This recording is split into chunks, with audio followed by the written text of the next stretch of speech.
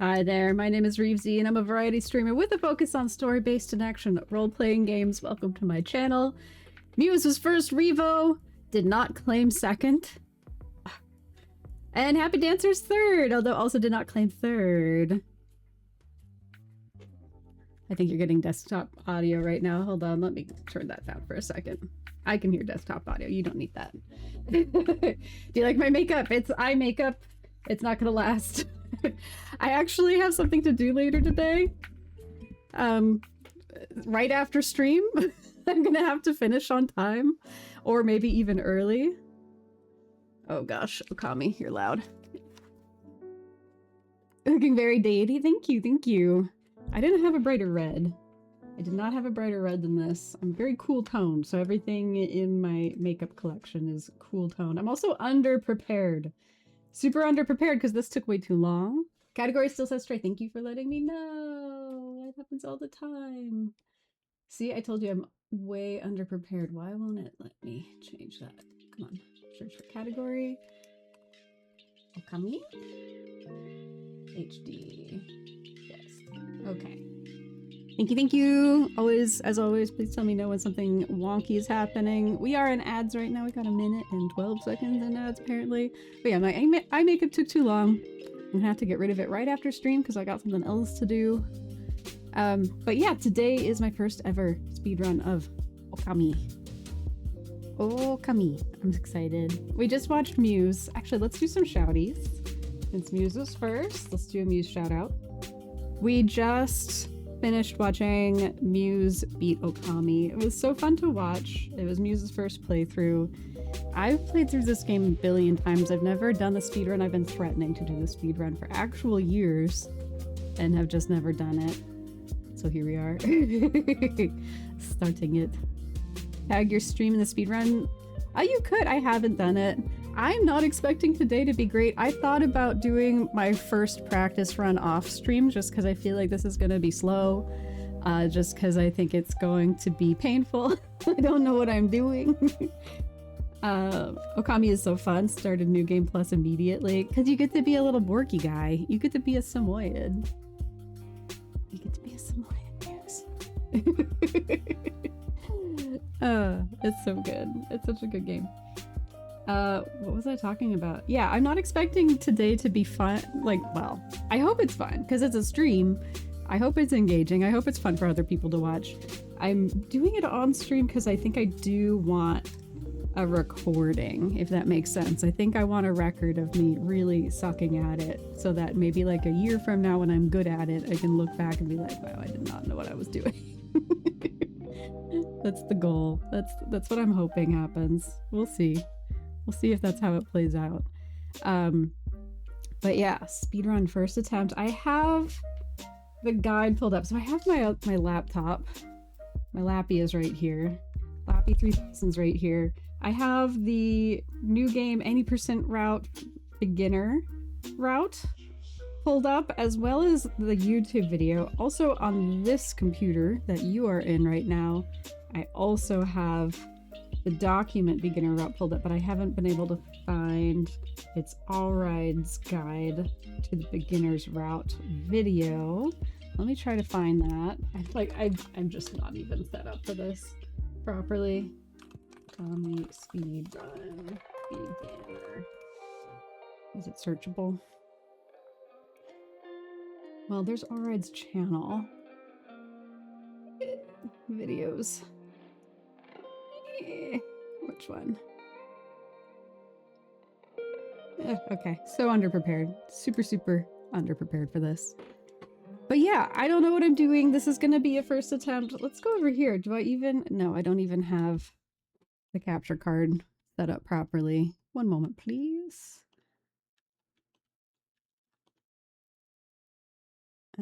Yep. This should pop up now.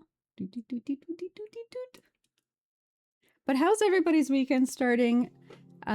Here we've got Pride Parade on Sunday, and I've got an event to go to today.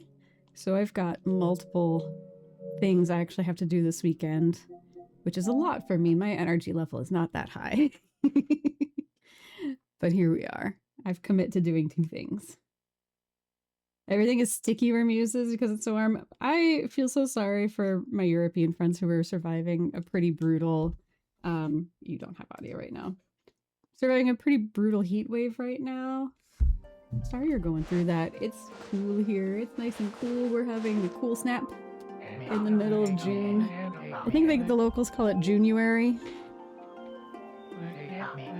Let's get some audio going. Why are you still not hearing that? Oh, the capture card's getting it, right? You have game audio, right? How is the audio level? Is it too loud? Muse didn't go to Pride because of that either, and Ian had to work. Oh no, I'm so sorry. I feel like the capture card audio is maybe a little loud. What are we doing? Why can't I skip this? That was a very delayed input. This is my Pro controller. I'm a little bit worried. Mic could be louder. I think I'm gonna turn capture card a tiny bit down. In comparison, how's that? We do need to do a new game. This is the new game beginner's route. My understanding, and Happy Dancer can tell me if I'm right or wrong about this. My understanding is there is no beginner's route for New Game Plus. My assumption is that it's because there's some really specific movement tech in New Game Plus that you don't have in New Game, and it's just an advanced technique. So I think everybody starts on New Game for the beginners, just to learn the tech.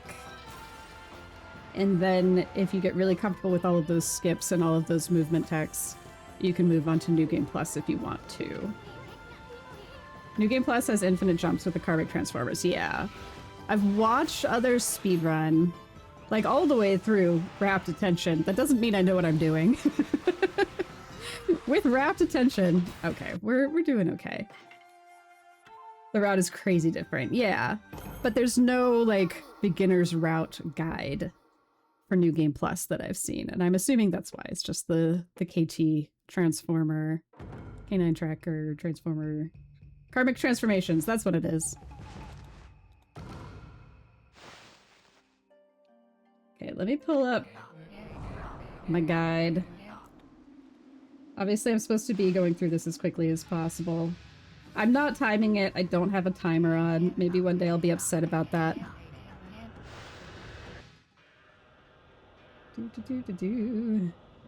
Okay.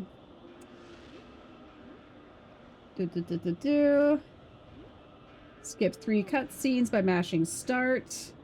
Tackle and run into portal to River of Heavens. Have I practiced any skips? None at all. I'm completely unprepared. That's why I talked about I really should have done this off stream.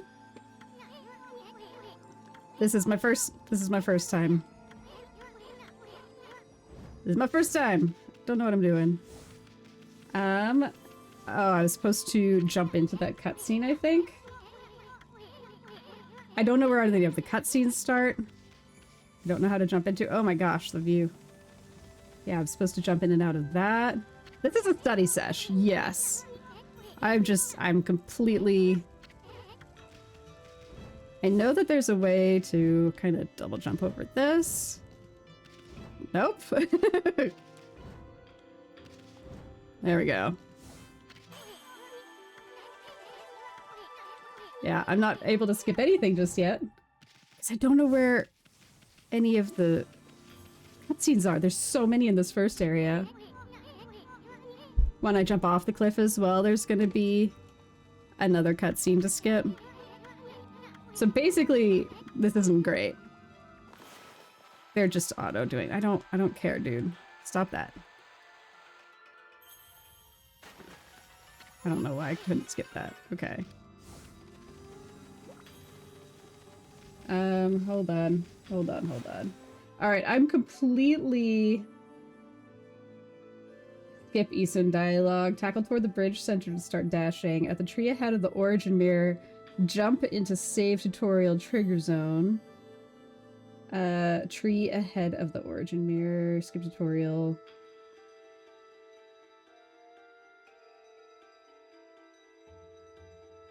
I'm missing this. I don't know where I am. I don't know where I am.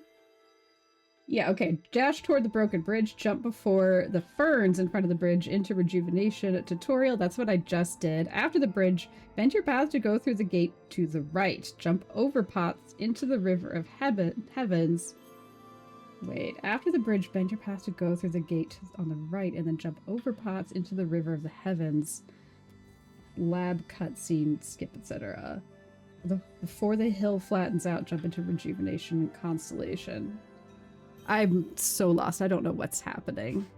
Google Drive version? Yes. Is there a better option? Because this is the one... Oh, gosh.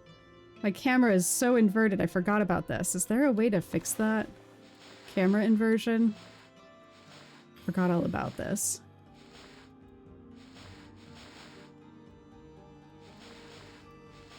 There's no way to change the camera inversion, is there?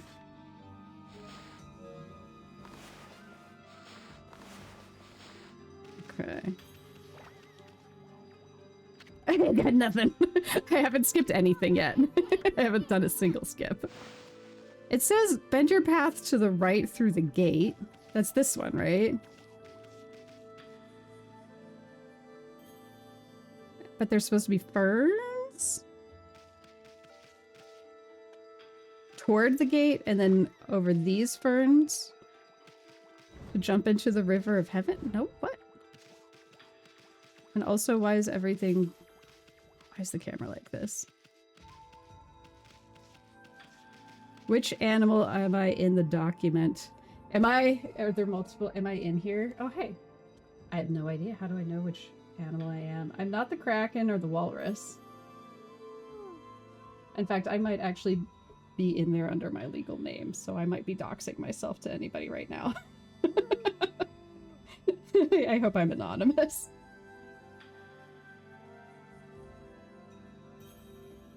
I've got request edit access. I'm at numbers 6 and 7 right now. Dash toward the broken bridge.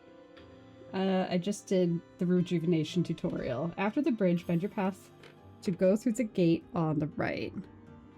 Okay. Oh my gosh, I cannot control it. So here's toward the gate on the right is over here.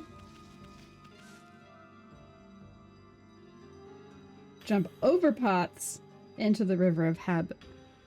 Are these the pots? Over the pots? Is that the pot that I was supposed to jump over? Also, I cannot tolerate this camera right now. I don't remember it being this bad. Go through the gate on the right, jump over pots into the river of heaven. Are there pots up here? Because there's another cutscene. Okay, here's another cutscene up here. Oh, because I start... This is a crazy Resident Evil 9 mod. It is. It is. That slab is the cutscene as Easton tells you about the river. This is not the correct thing to be doing at this time.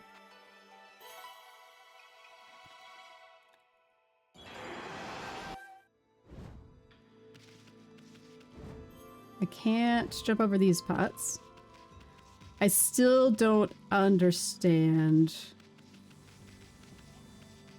I have no comprehension. Okay, I have a video. Let me pause this and get on my video real quick. Because I did not understand any of that. Maybe I should pull it up on here, though. So that you guys can see it.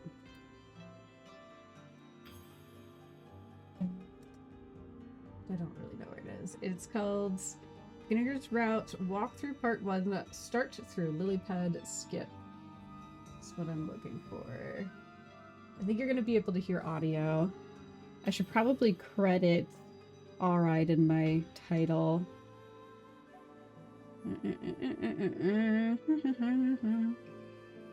Where are you? You know what? Walkthrough Part 1. Come on, search foo. There it is. Hello, this is going to be my video demonstration of the beginner's route for Okami New Game Any %. Introductory notes. I make just do that in order to move Ami because of the gold colored trail.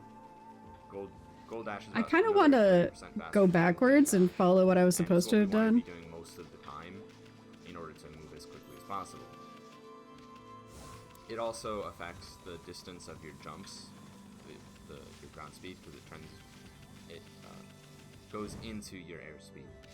So, there's some places where we Alright, is starting make a jump because we need as much distance as possible. Here? But that's not going to come up for a while, so don't worry too hard about it. The other thing that's tackle. Tackle, movement tech. This is sort of a showing. Here's another cutscene here. Okay, right about here. You can only skip text unless it's a certain type of. This might be. I'm sorry if this. Oh shoot! I just lost it completely. Sorry, guys. See, this is what I was worried about. Things maybe not being fun for people to watch today. I don't know. Let's see. Doggo Zenji wanted to say hi. Going on a short run, so I'll be lurking. Every cutscene is either jump into it and jump out to preserve your speed, or if you miss the jump, dash to get up to speed. Yeah, I just don't know where the cutscenes start by heart. We do have video audio. Let me credit alright in my title real quick.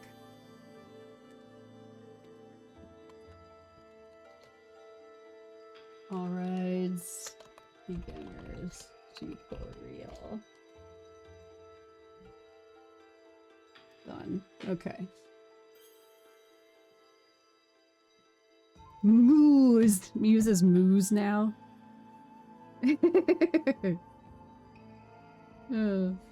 Osh, how are you doing? Mushroom Fellows? Don't know the Muse lore and terminology after 6 months of being there? What? What am I missing? World record pace, let's go. I'm basically taking a nap right now.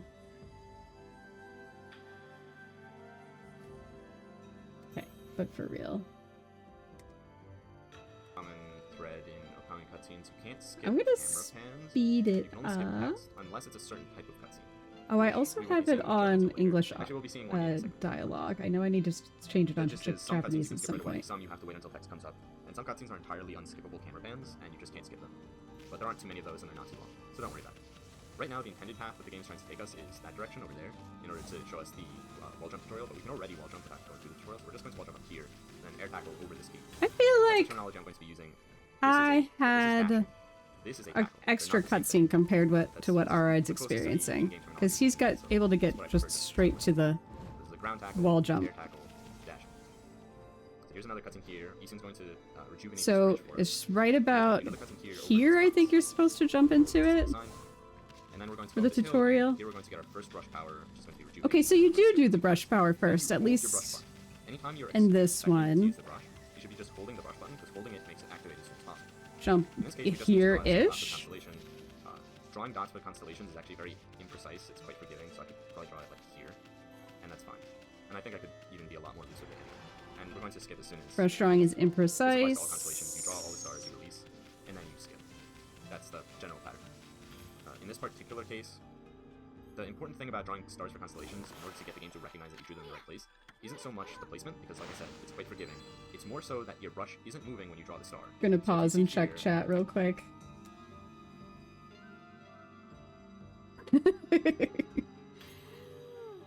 Followage. Osh has been following me for 7 months, 6 days, and 2 hours. That is quite some time.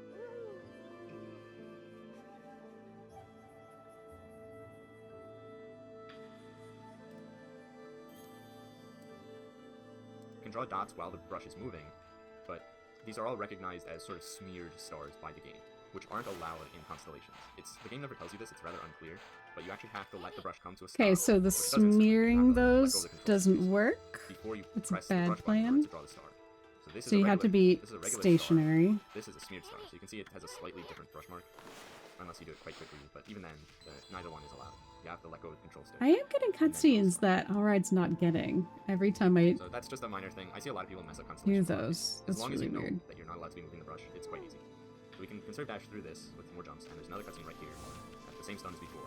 Then we're going to be using rejuvenation. Same stone as So before if is where you jump to get out of that you can cutscene. do this in a single stroke. but you might have to do 2. You'll also see here I'm actually drawing a wider stroke than normal, or a thicker stroke you might say. There's actually an extra button for that, which is in my case the X button, top button. An extra button to draw extra wide? I have no idea what that is. I want to... It's the extra button to draw extra wide. And can I do this picture in picture? Will it let me do that? No.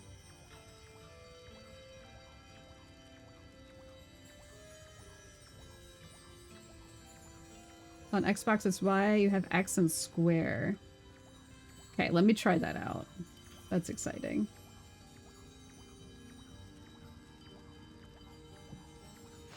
Okay, this... X square. Is it thicker? It doesn't look any different.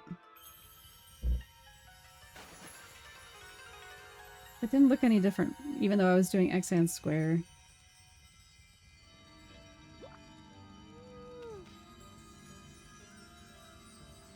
I can draw a thicker stroke, whereas normally my strokes are more narrow. See? You know what? Let me try again. Let's try square triangle. Yes! Okay, it's square triangle. Square triangle for sure. A little difficult, touchy wise. You can see I can draw this thicker stroke. That I had no idea. Thicker stroke, narrower stroke. There's also another button that you need to know of when you're in the brush mode, which is the B button here, which makes the brush move around faster. This is a normal brush speed. This is the fast brush speed. Obviously, as speedrunners, we want to move the brush around faster in order to get to Wait, where hold it needs on, to be. hold on. The only times you're really not going to want to use the fast brush button are times where you need to be more precise, which does happen. And in those cases, you can just let go of it. It's only active when you're holding it down, and you can even let it go. Okay, here's the Y button. Here's The same applies to the square button. You can also let go of. But what's the Oh, so fast! Also, Circle is you fast. saw there, Ami will lose her markings. Look how fast that is! Just a regular wolf. Oh yeah. Let me finish explaining. Hey. Running at it. When that happens, you lose a lot of your abilities. You can't get a gold or green dash anymore, and if you move around on the ground at all, you'll actually lose your gold or green dash. You can only walk around. You can still ground tackle, but you can't air tackle. And you can still wall jump, but you can't double jump when we get the double jump ability later. That's the most important things to mention. It also affects your attacks in battle, which will come up a lot. And obviously you can't continue to use brush powers in those times.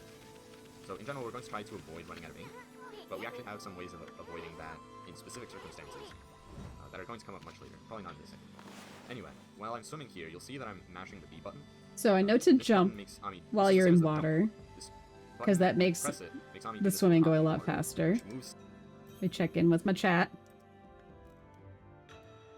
Yeah, PlayStation controller. I'm on PS5 on this fine day. Slightly faster than her normal swim speed. So this is her normal swim speed, which is quite slow. But when you mash the B button, you go a bit faster. This is obviously important for speed, but because in most water, Ami has a breath meter before she starts to drown, it's actually quite important to mash the B button when you're swimming in order to avoid drowning. Normal swim speed? Jumping swim speed. Oh, she's like a little dolphin. I love you, Ami. Why are you so cute? If you have conserved dash into here, so I'll just do that to demonstrate. If you're not holding a direction on the analog stick, Ami will get out of the water but not move, and then you can jump and still restore dash. This is another thing that's relatively important whenever we run into water, is being able to conserve dash through it by letting go of the control stick before you get to land. Which is what Let go of the control stick. You have to tackle this particular chest, you can't skip it, or else Yusung will yell at you. I don't think I did that right. We're not going to be using it in this run because we never get enough food to fill it up, but in the advanced route, you actually kind of have to listen to that again. It's actually quite important to mash the B button when you're swimming in order to avoid drowning, so that you get out of the water faster, because it doesn't increase the speed at which you run with breath, but it does increase the speed at which you move, which means you spend less time in the water. Once you get out of the water, if you have conserved dash into here, so I'll just do that to demonstrate, if you're not holding a direction on the analog stick, Ami will get out of the water but not move, and then you can jump and still restore dash. This is another thing that's relatively important. Okay, so let me see if I can do that tech. That was complicated. So you're in the water. Wait, no, you gotta be dashing. Let's get into the... Let's dash and get in the water. I think it's jump into the water?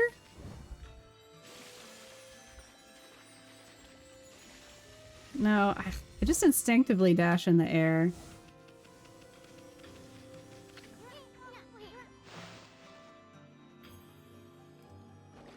We're gonna work on that. I just instinctively dash when I get out of the water. I don't think that's the right thing to do. We're in the water, we're in the water. We're in the water. We get out. Okay, we're going pretty fast. I think that was right. I'm not sure if it's right, but I feel pretty speedy. Through it by letting go of the control stick before you get to land, which is what we have to do here. Then we have to tackle this particular test. You can't skip it, or else Heesun will yell at you. This is the astral pouch. So you do want to tackle... Oh gosh, where are we? But they're in the advanced route, to avoid getting... Fill up on the astral pouch when you get Fireburst power, and that gives you an extra life. That cutscene of Heesun's. Beginner's route, sort of backwards, and that's all we can really do about it. You don't have to jump into this portal, by the way. That's just something unnecessary that I do. You don't have to jump into this portal, but we're going to anyway. Good, good. So,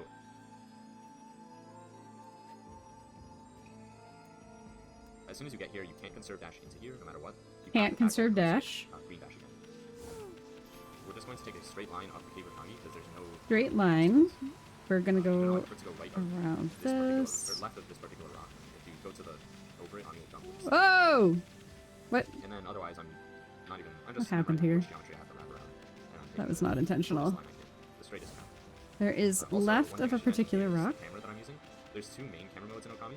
There's inner camera, which you're looking at now, where the camera will try to follow behind Ani. It will turn with her. This is nice for a lot of things, but it's not nice for maintaining a straight line, because if you start to deviate slightly, the camera will follow, try to get behind Ani again, and then you just take a more and more curved path. Or at least the path stays at constant curve.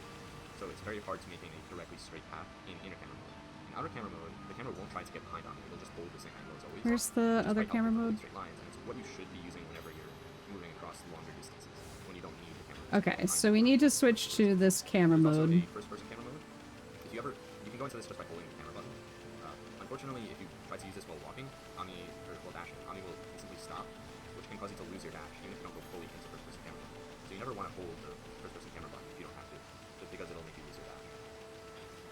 There's a couple times when we deliberately use this, but it's not until very much There's so many instructions. Like, I wish I was just following along with what he's doing, and I was practicing the tech, like, separately from this.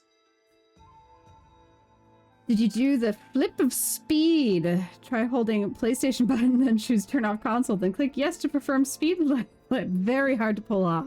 It's like Control F4. Right? Identical. It's basically the same thing. A lot of things. Yeah, explaining the tech as we go. I don't know. I feel like I should have done my homework before stream. Besides that, there's a lot of places in this game where the game will take control of the camera for you. In a lot of cases, when the game takes control of the camera from you, when you didn't have it, or when you had it, it'll cause Ami to turn sharply because the camera angle changes suddenly, which will cause her to lose her dash. And unfortunately, you just have to know when those circumstances come up, so you can like jump across when the camera's going to switch. Or I just want to be a speedy boy. Let's get a move on. But in this case, we're just going to be going into the actual cave of Kami. We're going to jump here as soon as we get under those. Okay, we're gonna jump here. Nope. Here. Nope. Here. And we can restore this just by holding. I missed it. Totally missed it. Missed the skip. Then we can skip this, and we get Tajigami's constellation, where we get Power Slap. And again, we're going to be skipping the constellation. Here, that didn't work. You can just hold the brush button right away, and as soon as the brush comes up, but not before, you can hold the draw button and go straight left. And that'll cut this.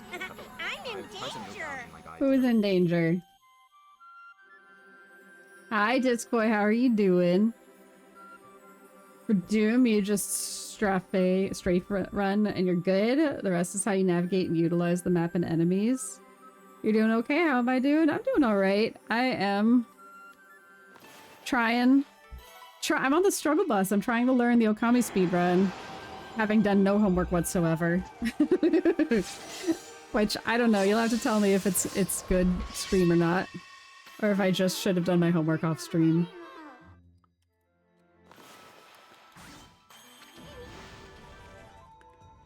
It do be harder to learn than 3D platforming, right? This way, how are you doing? Starting from the center will allow you to cut something without having to reposition the brush first. This is one of those cases. The reason I mentioned not holding the draw button before the brush comes up is that actually affects the way the brush works. If I hold that button and then hold the brush button, you can see that the stroke actually starts a bit right of center, or it starts a bit after you move the brush for the first time, rather than starting. Okay, so the tech here is when you're in this position. The recognition on power slashes in a lot of cases. So in general, I would say hold or react to the brush screen coming up, and then press the draw button to move the brush, rather than holding the draw button before the brush comes up. That should help you avoid issues in some cases. Here we have to break this barrier. I'm not quite sure what he's complaining about. It's actually possible to draw a horizontal stroke, let go, hold up or forward, whatever is relative to Zami's facing direction, and conserve your dash without leaving the ground, which is a bit faster because your airspeed is technically a bit slower than your ground speed. We're going to be avoiding a fight trigger here. This fight trigger is relatively easy to avoid. You just have to go around the right side here and nope. go to the left of this thing. I missed it. Damn it. I missed the skip. I have missed every single skip so far. First fight skip, so close. Ah, I thought I got it. I thought it was just that toady gate, but apparently not.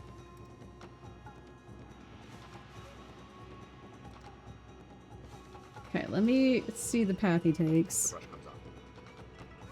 That should help you avoid issues in some places. Here we have to break this barrier.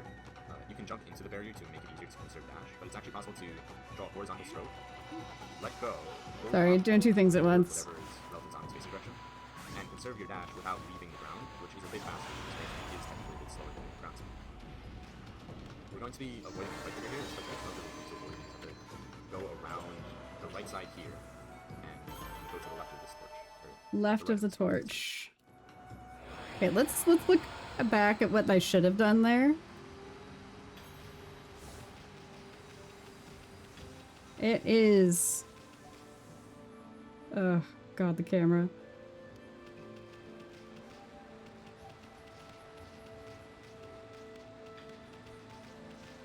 I need an instant replay. Or forward, whatever is relative to Zami's facing direction. And conserve your dash without leaving the ground, which is a bit faster because your airspeed is technically a bit slower than your ground speed. We're going to be avoiding a fight trigger here. This fight trigger is relatively easy to avoid. Okay, so he does like go to the left of this torch. a little jump over these rocks. It's not hard to conserve dash here. And I've already missed it. But it's actually possible to jump forward with ground speed. He jumps over those rocks. And then to the right of this torch. It's not hard to conserve dash here. And then on to... that fight skip, wait, that's not the right way. How did I end up back here? There's going to be another fight trigger here, which is a bit larger, but you can still skip it. It's a much larger area. We're going to be going to the right of this gate, and then we're going to be going just through or just barely to the right of this fern. If we go forward, whatever is... it's not hard to conserve. The thing is that this is a 1 hour and 13-minute long video. And every time I try to move back and forth, it's like, oops, I just went back and forth by like 2 full minutes. First new game beginner skip. All the other jumping stuff is just to keep Ami at full speed, not really skips. That makes sense. I need to like... I just really need precision tracking of what I'm supposed to be doing. You can jump into the barrier to make it easier to conserve dash, but it's actually yeah, like I just draw a horizontal stroke, moved it back an iota on the search bar, on the progress bar, and like we're way back. There's also all these really long explanations, and then the actual movement, of course, is really fast. But then he stopped instead of going forward and rotated everything. Okay, so he's just staying on the left. Okay, there's another skip down here. There's another torii gate at the bottom of the hill. It is going to the left. Right of that fern. Okay. Let's at least try to get this one. I have to get one skip today, right? I just have to get one singular skip today is all I want to do. Okay, left of this gate and right of what he's calling a fern, I call it, I'm going to call it a shrub. Left of the gate, right. Oh, I still missed it. I still missed it.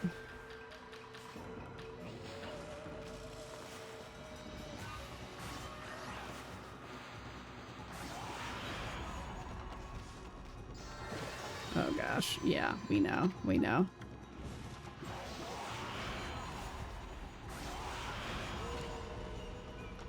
Way more left of the gate. The gate is intended to trigger for the fights, okay. One day I will get any skip. One day. Let's go back and imagine that I knew how to do that. Let's try this again.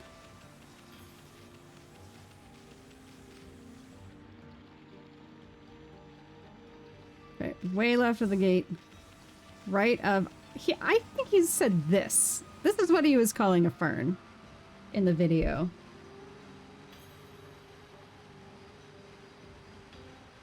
Right? Maybe? It's not hard to insert dash here, I just had to demonstrate it.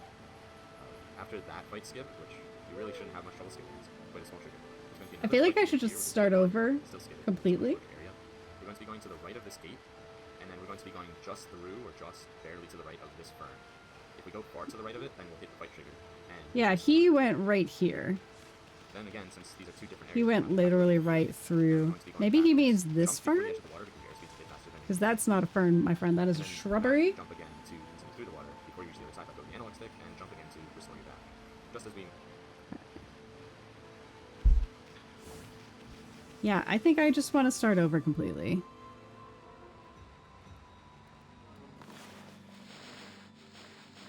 Exits. Yes. Nope, not that kind of exit.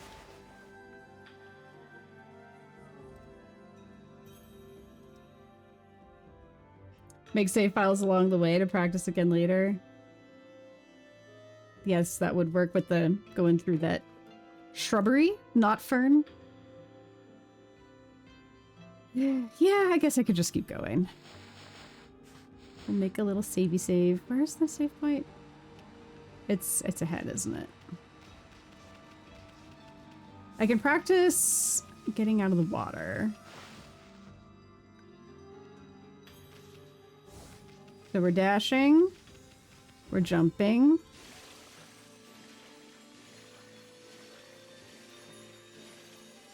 Once we get out, we take off the analog stick. I shouldn't have dashed. I shouldn't have done the little headbutt right there. It's just this instinctive thing.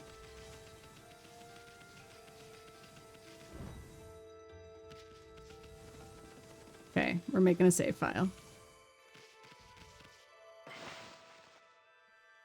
Beep boop beep boop bop.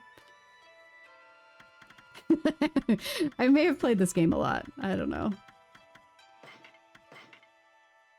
I may have a few save points in this game already. Can I jump into that? Can I jump out of that?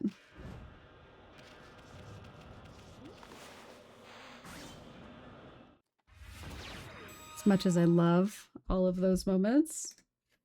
Great. Let's see what I'm actually supposed to be doing.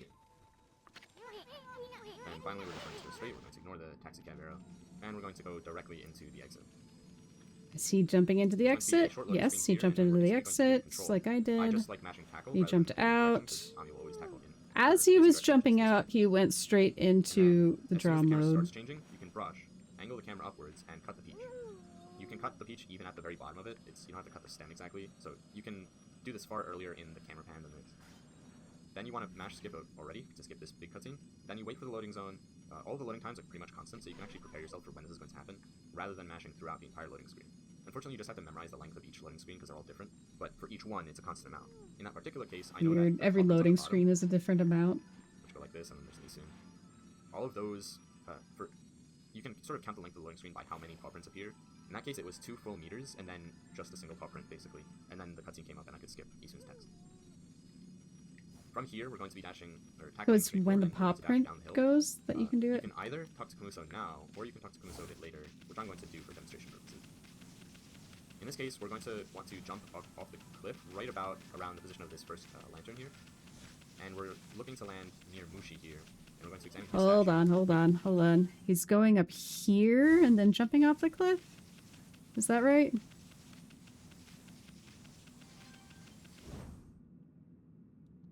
Okay. Okay. Where are we? Nope, not this way. Wrong way. Not this way. Stop being stuck on a bridge. Was it here? We're trying to go here. We jump toward him so that we don't lose our dash when we talk to him. and then we're going to jump out of it so we conserve our dash. The same thing applies to Mushi's mom, who's also a statue, and then we're going to do another tackle jump to get away from her, or any other form of dash restore. And then finally we're going to hug this foot base, and we're going to talk to Muso, if you didn't talk to him already. At this point you have the option of going this way and going Where's normally, the third or you can person that jump. he's talking to? Talking to... Oh, this way? It's hard to look at two screens at once. It couldn't have been this way. But it had to have been this way. Yeah, he talks to this person. Up this scaffolding here, which is rather difficult if it's your first time, and it only saves about 8 seconds.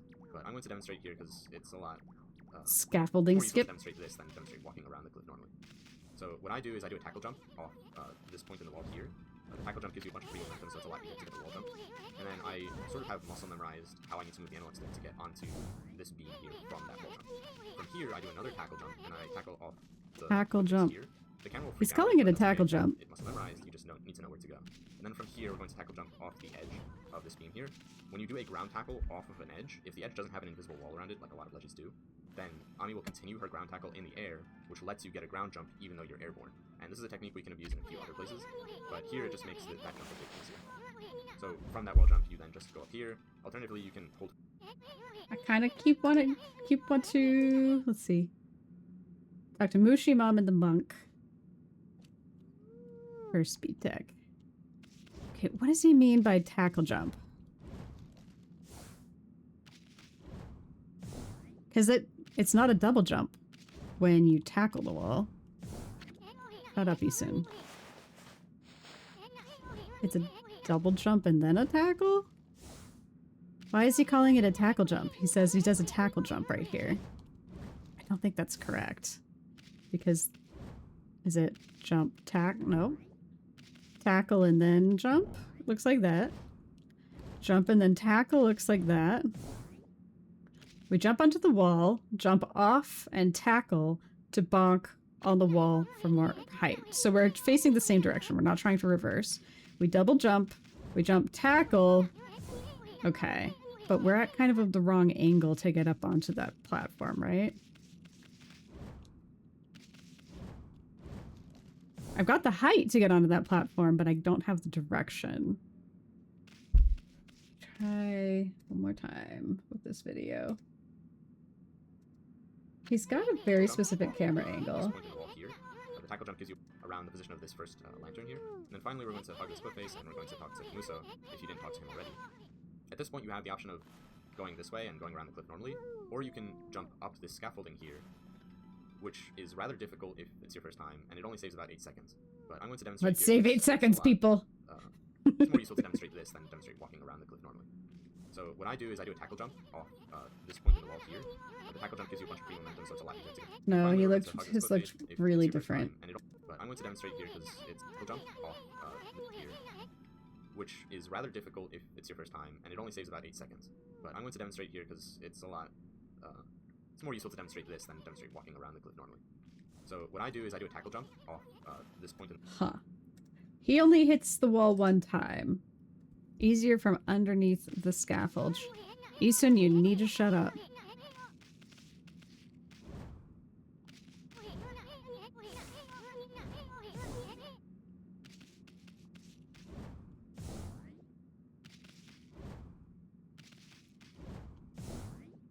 How does he only hit the wall one time? Okay, I think this is the normal double jump. And this is the tackle jump. Why does that seem shorter?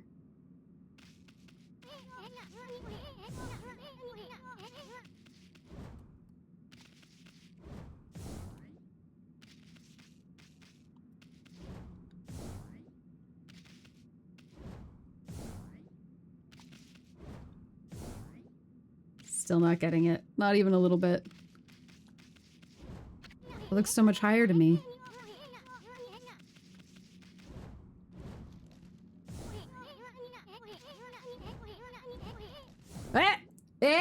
It's totally different from what he did in the video.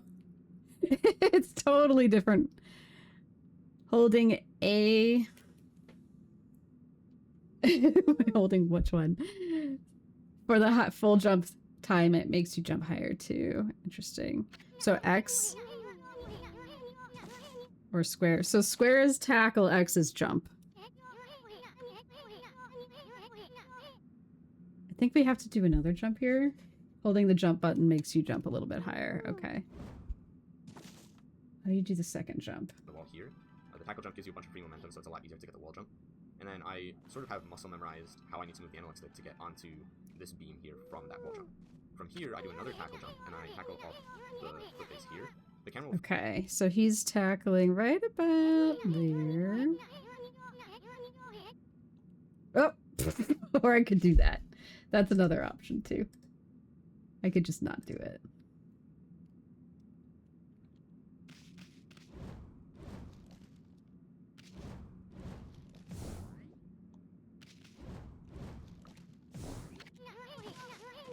No, why does... It just, like, kind of drops me off even though I'm jumping. So that's getting easier. Oh, nope. Yeah. So I like that I can do that reliably. That's really exciting. He does his double jump right there. Oh, regular old double jump. Love that, love that. Freak out a bit, but that's okay if you have it muscle memorized. You just need to know where to go.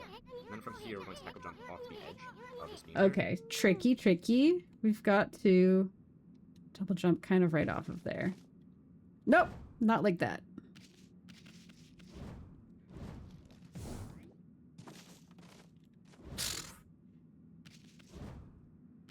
My guy. Double jump, tackle, back. Double jump. Nope. I just wasn't even gonna hit the wall. It's not even double jumping. Back up. It doesn't believe in me. It says, no, that's not the input. You didn't just jump. You just didn't jump on that wall.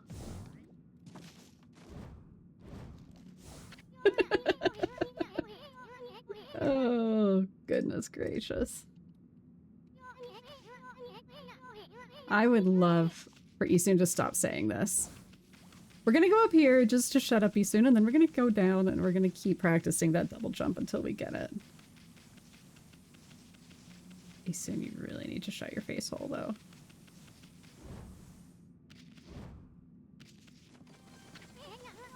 Yep. I know. There's definitely something up here. What was I drawing up here? The sun?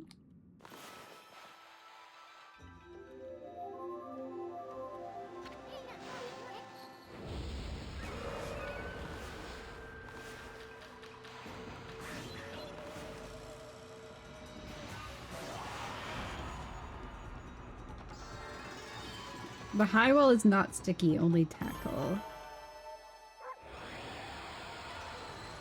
Was that a skippable event too?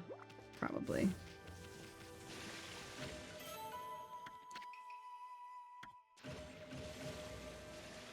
Okay, we're going back down. Oh, birds.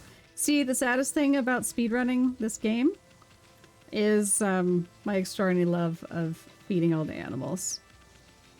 Okay, sir. Okay, now we got a tackle. Oh, wait. We did the jump correctly.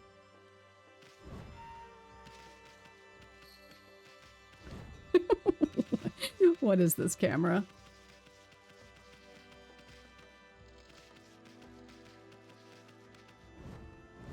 Wow, camera. I feel like camera angle does make a big difference in this.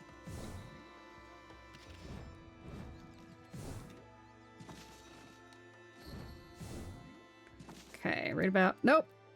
I was pressing the jump input, and it was like, no, you didn't actually jump right there.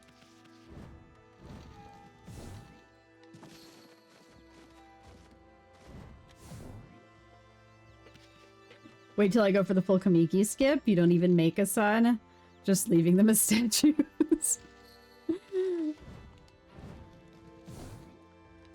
That's always fun. Yeah, I've seen some iterations of this speedrun that are pretty wild. Just like, screw the people, screw the animals. We're going home. At least I can get here reliably. Can't get there reliably. Okay. Now this one. Kind of tricky. Oh! Just fell off. Cool. Cool, cool, cool.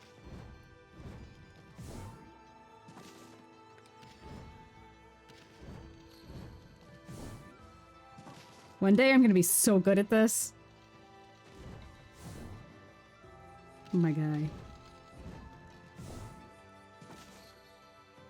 So the second jump should be a wall jump. I thought this one was where the wall's not sticky.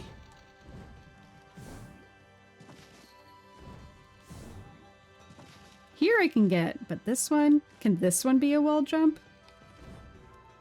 It just doesn't even, yeah. Ah! I wasn't even all the way down.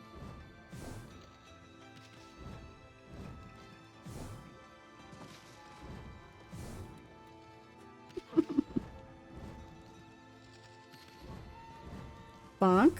Back. Bonk.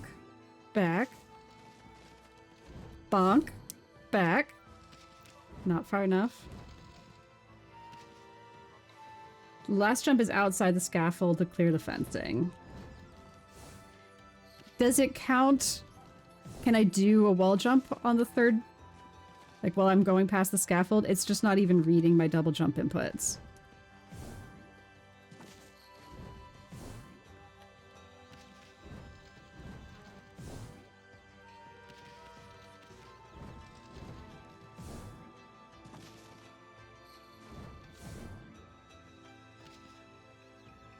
Third is a wall jump, okay. Wall jump. Bonk jump. Nope. Wall jump. Bonk jump. Back. Bonk jump. Back. Not far back enough.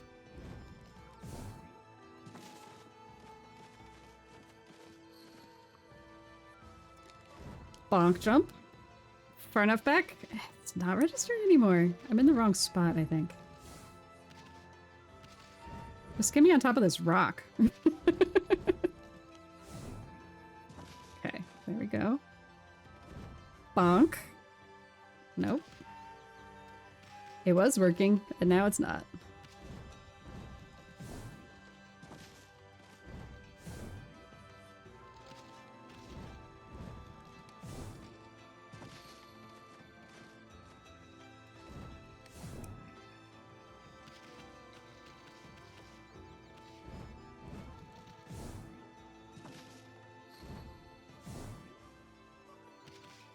So weird. I had it, and now I don't.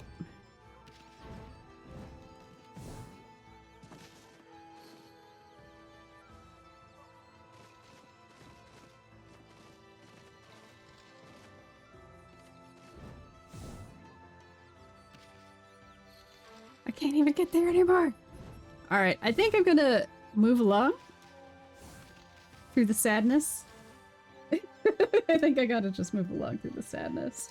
When you do a ground tackle off of an edge, if the edge doesn't have an invisible wall around it, like a lot of ledges do, then Ami will continue her ground tackle in the air, which lets you get a ground jump even though you're airborne. And this is a technique we can have used in a few other places, but here it just makes that jump a bit easier. So from that wall jump, you then just go up here. Alternatively, you can hold forward and wall jump up here, which you can just go around, which is a bit slower. But I prefer to do it this way, even though it's kind of more difficult. If you didn't do this trick, which is affectionately called uppy thingy, you would be coming from over here, which we got to by just going around. And again, it only takes about 8 seconds, so it's not a big deal. What did it actually want me to do up here? In this direction. And then we skip Easton's text, and then we hold brush again to draw a circle. You can draw a very tiny circle like this, or you can draw a bigger one. Obviously, You can draw a tiny circle instead of a full-size sun. Mash skip again for this next You do have to do that This is the cutscene where cutscene. Easton tosses Mr. Bamboo, and then a bunch of green imps show up, or he tosses Mr. Bamboo to attack the green imps. Or she tosses. Anyway, the first battle here, this is the first battle of the run. So this is the first battle of the run if You'll see that we you actually have 2 inklings actually got all of the This skips is at because this we use one point. to draw the sun, and we have 3 green imps to play. The easiest way to defeat green imps is to power slash them, and then either power slash them a second time, which always kills them, or to just use a basic attack with your divine instrument, which we'll just call a DI attack for short. But in this case, there's 3 of them, and we can't DI all of them with 1 attack, so it's faster to use 2 power slashes rather than a power slash and a DI, which is normally the fastest way. So In this case, we're going to line up the camera at a low angle, and then we're just going to draw a straight line through all of them, and then we're going to do that again. You can see you can actually curve a power slash line a bit in order to hit more targets before it'll stop being recognized as power slash, but that's fine. At the end of this fight here, we're going to be building dash, and then we're going to jump, because there's this after battle cutscene here. This is a common pattern that we'll be doing in many fights. Dash cutscene. Because the cutscene would normally cause Ami to stop, we have to jump in order to do Here's the dash where we cutscene. At the exit end of that the fight, there's enough time cutscene. to build dash, which makes it helpful. Even though it's normally So hard now to we're in the consider same dash in the middle of a place. fight, most fights you can just build dash at the end, so it's a lot easier to do that. So in this case, you can see I still have my dash. One thing you would have seen there, but I didn't have time to talk about at the time, was when I picked up the ink pot for the first time, at that one of the gamers dropped and died, I got a text box. Those text boxes you can just hold the fast text button through, which is the X button on my controller. And whenever you anticipate heading into one of those, just hold the button in advance, because holding the button doesn't do anything if you're already dashing. You can see I'm pressing it and nothing's happening, so you can always press it in advance. The other thing is, sometimes you'll hit those triggers and you'll still be on the ground rather than jumping. In order to avoid losing your dash to a sharp turn, make sure as Ami's frozen collecting the item, while you're holding X, you're also looking at her facing direction, and you're holding the analog stick in the same direction relative to the camera's angle, so that you don't lose your dash to a sharp turn afterwards. Now we're going to be going through here, and the place we want to jump off the cliff here is right about here, after this third lantern from the right. Third lantern from the right, we are jumping off. Third lantern from the right. So we go down here. 1, 2, 3. Jump. Nice. So that's what I'm going to do. And we land right here, right next to this chest on this foot face here.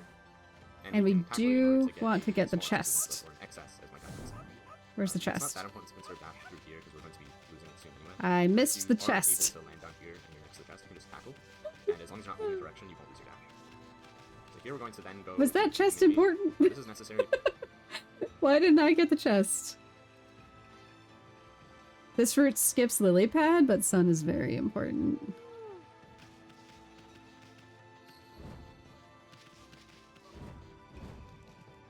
Okay, so I was supposed to get this. And I'm supposed to be able to hit a button in advance of these dialogue boxes to cut it out. He said it was his B button. I don't know what it is for me. Free damage? Okay, yeah, we love a Vengeance Slip. So I assume that Vengeance Slip is important to the routing. Because we need to do the digging minigame in order to challenge Hayabusa later to a fight, which we can't skip. So it's the easiest time to do it is right now, and that's what we're going to do. So the strategy here is you're going to be mashing the dig button, which in my case is X, same as the fast text button, and we're going to be power slashing the pot on top of Mushi's head. That's because it's the thing that stuns her for the longest, about 4 seconds. You can also draw a stroke straight down over her, which will ink her, and that also stuns her for 4 seconds. So just do whatever is more convenient based on the camera angle. Okay, so In my we're case, gonna I do this find with the minigame. camera, it usually ends up with being Mushi's power mom. slash just from center will hit her, and that's the easiest way to ink her, or to stun her. If you power slash her body, she'll still be stunned, but only for 2 seconds. You can get through here with only a handful of stuns, and you want to do the fewest number possible, because as long as you're in the brush mode, you're not digging, obviously. So we're just going to try and mash as quickly as possible. Another thing is, it's possible to avoid collecting... Well, that's not sense here. It's possible to avoid actually picking up any of the radishes, which will give you a text box. This saves like a fraction of a second, so go for it if you can, but it's not a big deal. So you need to dig up the radishes, Usually by the first... Before you can even get to, she'll approach you. but you don't want to pick them up because it's going gonna have a dialogue box. So here we picked up one of those radishes, and it gave us a text box. If we went forward, she would swing at us as soon as we start digging here, so I'm just going to stun her now, while she's in a good position relative to the camera. And we're just going to continue going around. Usually I try to stun her a bit early. Do we need to because pick up? it How many do increases we need to pick so up? that I have 8, more sort of warning time. 9. And then It's once you've about gotten all 10 turnips, you get the odd turnip, or Mushi's dad. 10 turnips. Okay, we're gonna get all 10 turnips. We're gonna do this.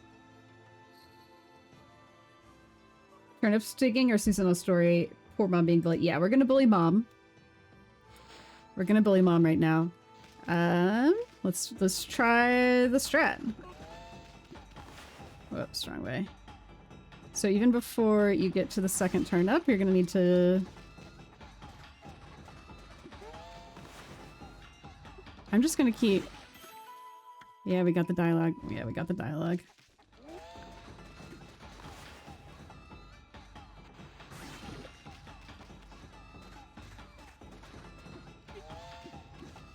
Where is she?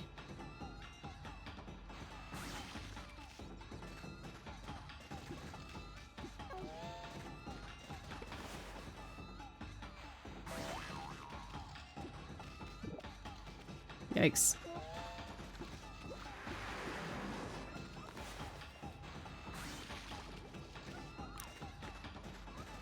Eight. I can't see. I can't see her. The camera sucks so bad.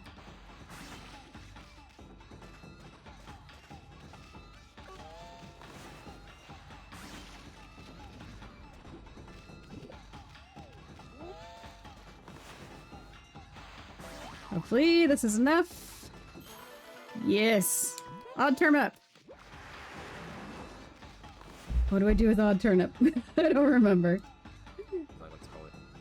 And we give it to Mushi. And that We give it to qualifies us fight Mushi. From here, since we're in a good position, we're just going to go this way. And we're going to jump over this. Okay.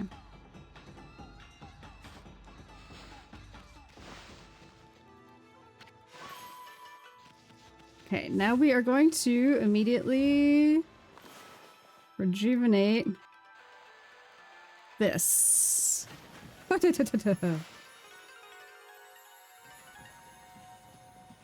And it's not letting me skip this. Why isn't it letting me skip this? Fence so that we can restore Mushi's watermill. And then we're just going to wait until she approaches roughly the window, the right window. And we're going to start mashing the skip to skip her next box. Yeah, it At that didn't point, she let would me skip the normally whole just thing? walk back and then disappear into here, which is where we're going to go because we want to pick up the sake that she has brewed for. We need to pick up sake from her. She's going to run towards you, but you can just talk to her anyway. You have to talk to her twice, but if she walks towards you, she's actually going to have to walk back into the position, which she'll talk to you again, which is annoying. Anyway, just pick up the sake and then leave. It's rather hard to conserve Pick up dash here because sake it's and very then small area. leave. Where's the sake? So I personally generally don't worry about it, and I'll just walk out because it's not a lot of distance to cover. Another thing to keep in mind is if you press the X button again, you'll drop the sake. You don't want this to happen because if you drop the sake and it disappears, it'll respawn here. Where's the which you'll sake? have to get back to if it happens later. So make sure you're careful not to drop the sake by pressing X, which is the same Okay. button as you dig with. And otherwise, you should just be fine. At this point, we're going to go over to this bridge. We can jump onto our corner, and we're going to go straight to this guy here. Now you'll notice if I jump towards him, this applies to pretty much or almost every NPC. He'll get a bit startled. He has that exclamation point mark. That means you can't talk to him when he's startled, right? The nice thing is you can avoid startling NPCs by doing an air tackle in order to get near them rather than just falling. Because it's the So we falling do a little animation tackle. but the falling animation happens after an air tackle is different, which means they won't get startled. Once you talk to him, you'll want to, well, you want to make sure that his talking option is here. Because if he's startled when you press A, you'll be given a different option. If you look closely, you can see it switches. The other option is to examine the lock, which is the right hand. So if you do startle him accidentally, you have to stop him startle. Ah, shit, there's another one. Skip this back to the start. This fight will have to run into the easiest thing to do is usually to hack it until it blocks. And if possible, if it's a good camera angle, which it wasn't there, but I'm showing this so I can show it, power slash all three of them, so that hit all three, power slash again to kill the green X, and then power slash the red X to kill him if he's not already dead, which he might already be dead depending on the accuracy of your power slashes. And how many hits you got in before you block it. It is not letting me skip this stuff. You'll see I built I feel like you should be able to skip this stuff. Why can't I skip? But you can't skip, even though there's text. Which there's a few of these throughout the run, but this is the first one that you're really going to see. This is going to be the cutscene where he soon teaches you how to Okay, it's not skipping for him either. That's okay. This route also farms a lot of demon fangs. Interesting. Is it for basically the fast travel? The X on the save points later? Is that something that's necessary? To use your praise on an upgrade. What we want to do is we want to be mashing start and B here to exit out of the praise menu as fast as possible. So it should only come up for a flash. If you do it perfectly, it won't come up at all. And then the cutscene will end. And then this cutscene you can skip as soon as the merchant starts talking. So there's sort of three cutscenes there. The restoration cutscene. He didn't actually level anything up, did he? Go to Susana's house so we can ask him to cut the boulder. As soon as we approach his house, there's going to be power slash tax. Which there's a few of these throughout the run, but this is exit out of the praise menu as fast as possible. So it should only come up for a flash. Yeah, he doesn't upgrade anything at all with the praise. And then this cutscene you can skip as soon as the merchant starts talking. So there's sort of three cutscenes there. The restoration cutscene, the praise cutscene, and then the merchant talking. At this point we want to go to Susana's house so we can ask him to cut the boulder. As soon as we approach his house, there's going to be a text box that comes up instantly and he needs to skip it. So we jump into this as well. You can conserve dash into houses and other types of interiors, and you don't need to Alright, jump into the board to do that. dang it. So we're actually going to do a tackle jump here, power slash this pot, and we're going to fall directly into the loading zone without touching the ground at all. From here, we can just power slash Susano. You don't even have to do that. You have this box is huge. And that'll start him. Then we press start. And at this point, we can also just tackle jump into the next loading zone.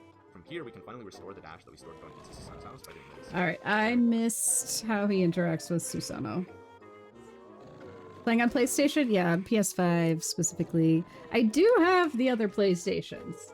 I didn't see anything. Here's my PS3. Here's my PS2. Here's my PS4. I've got them. The guide said just play on whatever you have. It didn't specify the PS5.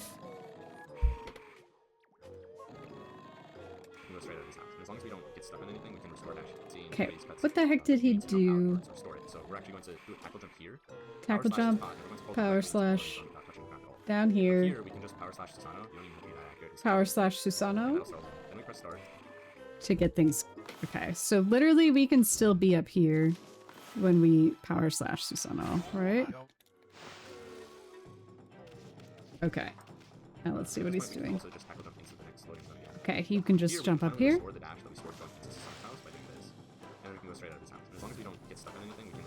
Okay, we had a dash restore just then. That's pretty exciting. Oh, we lost it. Here we're going to go straight back to Susanoo. This trigger is based on proximity, so we just have to get close to him, and we can skip again. Then we need to talk to him to start the TE sequence. The easiest way to get close. Am I still supposed to have the sake in my mouth? Then press. What happened to the sake? Which is the same as. Why do I still have the sake? Did I glitch something? He doesn't have the sake in the game. On the PlayStation, you cannot skip all major story cutscene on new game. I'm using it in 4 seconds. Okay. So it is okay to have it right now. It just looked like he didn't even have it. Let's see back here.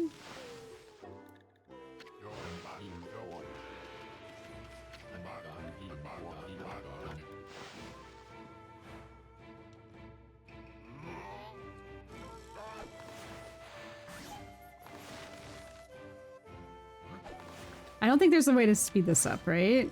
I mean, I guess I could just watch... Exploding implosion.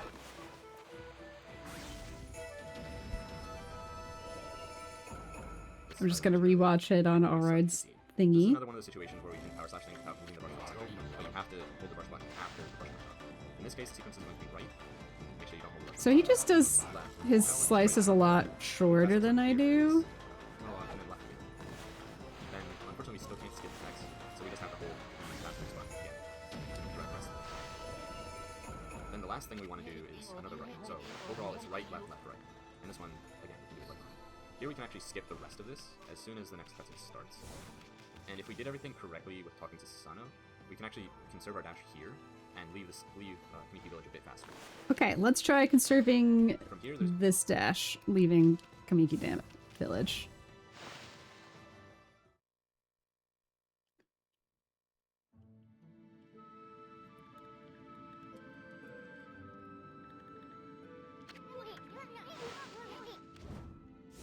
No. Ah, I still didn't do it. It's going to be a cutscene. Still didn't conserve the dash. That's your cue to start spamming the skip button. So what's a better platform to play it on then? If you can't skip things on PlayStation, what platform can you skip it on new game? Left wall, get over this fence, and then we're going to jump pretty much right away again because there's another cutscene here, which we can skip right away. Okay, we're gonna do. Then we're going to continue hugging. Conserve here.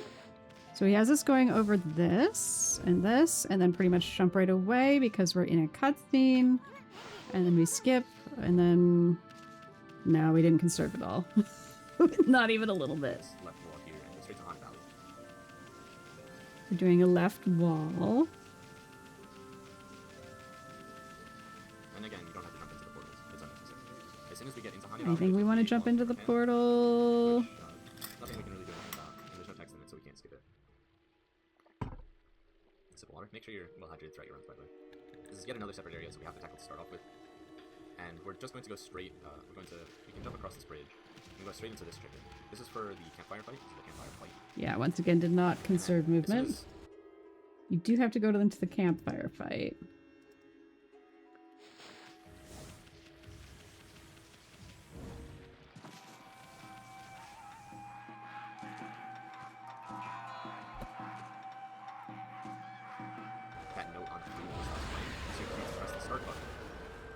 because we're not going to actually fight these imps. We're going to use... We're using the vengeance slip here. We got DP. Or the exorcism slip. If you want, you can optionally power slash all of them here and get a few free demon fangs.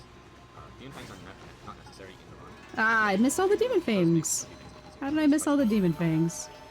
Again, we're going to build dash at the end of the fight here and then store it into this cutscene. I felt like that was pretty dang good. So you have to just wait that out. Then we restore dash and we go here. We go to the left of this tree and we jump towards this. Hold on, buddy. Why did it turn around my camera entirely? We're supposed to be going this way? Yes. And... Evolving willow, whatever you want to call it. As soon as the attack from that enemy cherry blossom hits the ground, Eastman will talk to you again and you can skip this too. If you memorize the timing, you can store dash through it by jumping. I just neglected we're gonna try to store dash through cutscenes here. We're just ignoring the trees. Where it's going to do another camera pan to bring your attention to this big tablet that had Bowser Jr. right all over it. And then there's another fight trigger here. So this is the single. Okay, we've got another several places to conserve dash, but I'm probably gonna miss all of them. So let's go. Nope.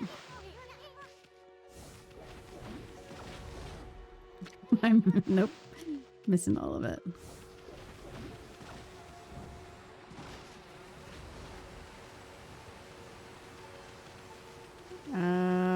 There should be... What am I looking for? Weird. Ignoring. Okay, right up here. There's another one. Right as I said right up here, that's where we should have conserved dash.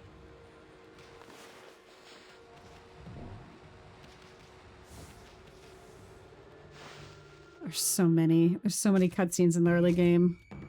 And I'm pretty sure you can't skip this one at all.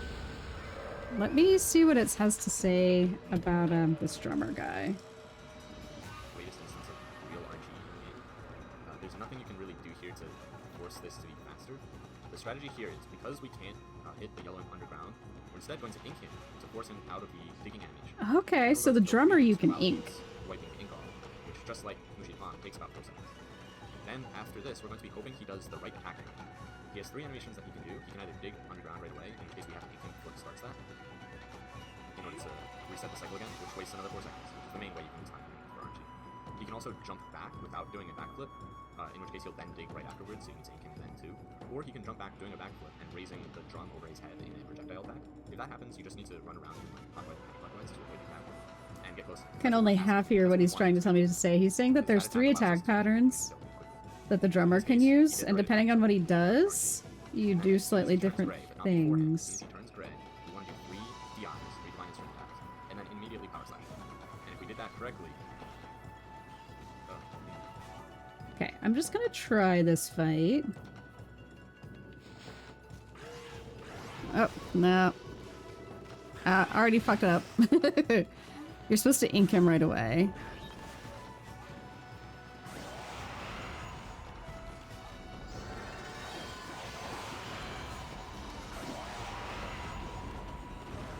Okay, where's our drummer? Oh my goodness. Sir? Sir?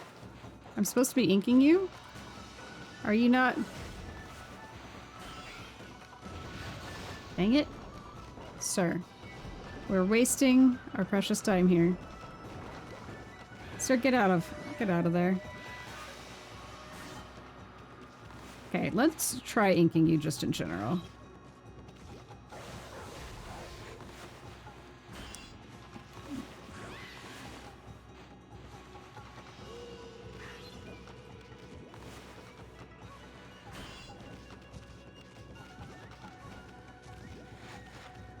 Okay. Nope.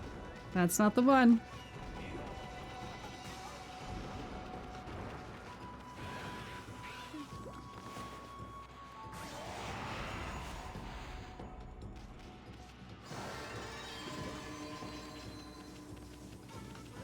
Not even a little bit.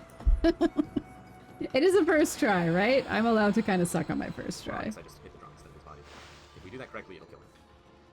Not a great demonstration, but you get the point. If you didn't run everything here, you would build dash here, but I ran everything, so I can't build dash. At this point, there's another cutscene here which we can skip, fortunately.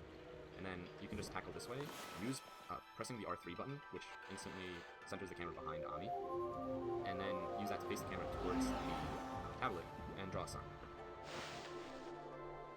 Then, as soon as the next cutscene plays, we can skip it, which is signified by the scroll.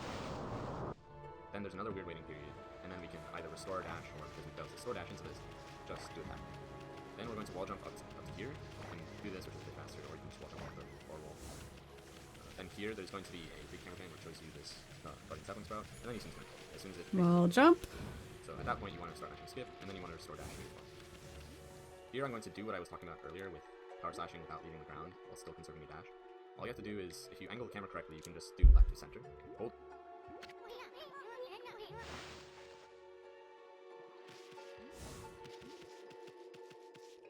Okay, hold on. What am I supposed to do here? Why is he going straight to just... We're going down here, right? Release the rush button, and then run through, and the gate will be cut. Or you can jump there to make it a bit easier. Then we're going to jump here into the bear cutscene. We skip the first bit of text and then fast. I'm perfectly synced. Almost. I was perfectly synced and I'm not anymore. Looks at it now. Left. And right. And after this bit of text, right again. And as soon as the camera changes, you can skip it. So the sequence there again is left, left, left, right, right. 3 lefts. At that point, now we can, if we have dash, we can use it, but it's not necessary. It's hard to conserve dash. We're going to jump to the other side of the board, just running around the back here. And then we're going to tackle to get started. And we're going to tackle through. Pushing this ball is rather difficult to do consistently fast, but the strategy here is mostly we push against that wall and we try and get up the left side here. You can tackle at the ball and nothing will happen, but if the ball is like... And now we've got our first one of these, and the strat was not much of a strat, it looked like. The strat is don't suck.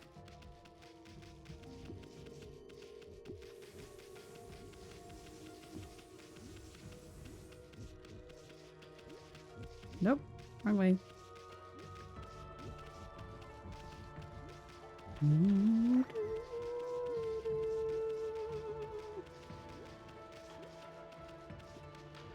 Nope, nope, nope.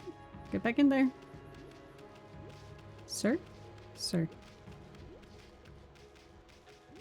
Hey, actually, that might be the fastest I've ever done that. Not that it was majestic, but it did work. Wall and you tackle it, the ball will just get out of your way. Once we get it against here, but from pushing it up this ramp, which is usually what happens, you push it up here and it'll fly against this wall. You jump behind it to get it away from the wall, and then you tackle like straight here towards the pond. And it should follow you and just fall into the pond, which is quite easy. At this point, you can't really conserve dash consistently, so I wouldn't bother. As soon as the ball has done like 5 bounces, that's how I count it, you can skip Isun's text and then you tackle backwards, wait until the camera angle changes, brush, drag the brush up without moving the camera angle because camera angle doesn't actually help you, and then draw some. And as soon as the camera angle changes again... So there was some movement tech I completely missed there, where you kind of tackle to get this into the right spot. At this point, then we have the next constellation, which is for Bloom. This one's pretty easy, both of them are straight up, so you can just tap up, brush, and you'll get it. So again, we'll brush again for doing Cherry Blossom. We just do a big circle upwards, starting either clockwise or counterclockwise, and then we skip. And then we actually have to skip 2 things here, one for the restoration cutscene, and one for Isun's Token. At this point, we want to tackle. Why is it not counting any of my circles as circles? Like, I knew that was gonna work, but you're supposed to be able to do a smaller circle. Leslie! How are you doing on this fine day? Do you like my makeup? Should I keep it for later? Am I going to the con like that? It would be fun. I mean, I could. It doesn't really have much to do with stationery. Hi, Darcy. Welcome in. I'm on the struggle bus today. I didn't do any homework.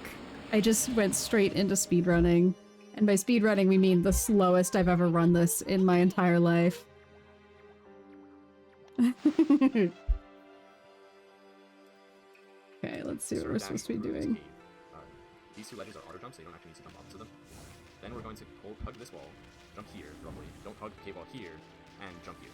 Hold on. Dash going into this, and and this is actually right when Gold Dash starts. Where the hell are we? Hold up. Cherry Blossom, we just do a big circle upwards. A big circle upwards. And we actually have to skip 2 things here. I think he started a circle at the bottom. So Leslie, what's happening? Ball was rolled, bloom was had. That's all we need in this world. What's happening, Leslie, is I'm listening to a guide for the beginner's route of Speedrun. The person doing the guide is Auride, A-U-R-I-D-E. Name's and title for the stream. Fight skip, I think so. I don't know what skip I'm doing. So the audio you hear every once in a while, that's him talking and trying to tell me how to do things, and I have failed at almost every single one of them. Almost all of them so far. Okay, we need to go back. I need to see where he just ran to. At this point, we want to tackle and conserve dash through this. Tackle, conserve dash. To the right. Then we're going to into the opening where there's a wall. And then we're doing a double jump. So I think this opening and the wall's over here, and we're doing some kind. No fight skip. I was literally looking at the video and doing it at the same time, and I still didn't get the skip.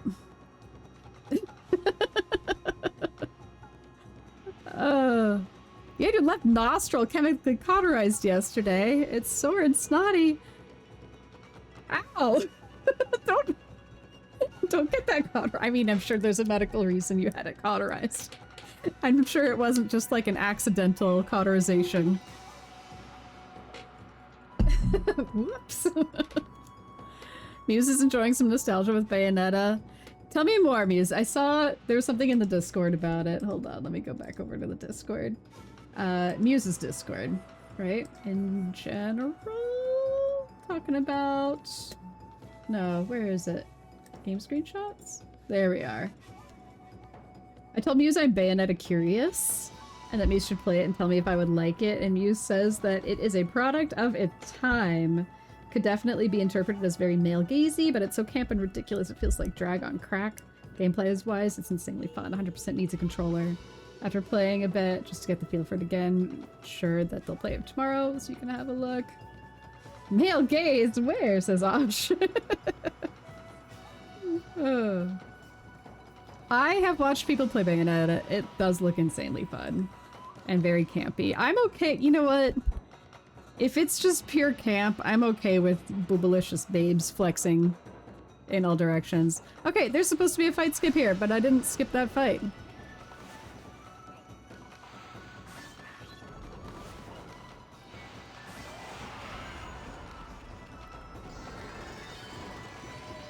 And also, I didn't manage to ink this guy.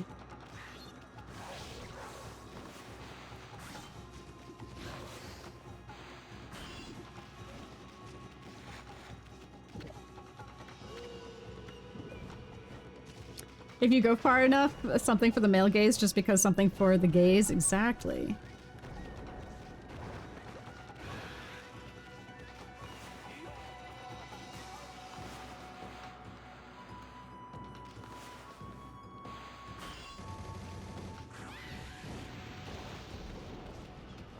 Why can't I suddenly just not fight this guy at all?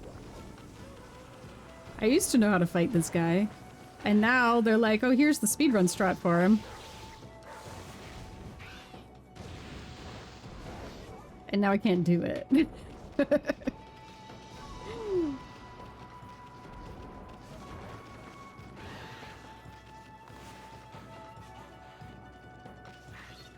Okay. So there's like 3 options for when he becomes uninked. You should do one of 3 things. This one. Yeah, right there.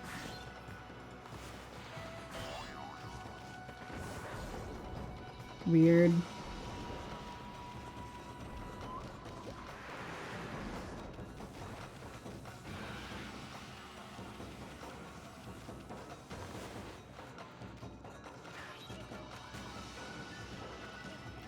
Okay, do the thing again. Try to fire that at me. Yeah, fire it at me. I swear, they did it so much faster than I did. It's very hack and slash, fast-paced combat, lots of combos, very fun visuals. Okay, I'm gonna have to learn that fight all over again in a way that makes sense.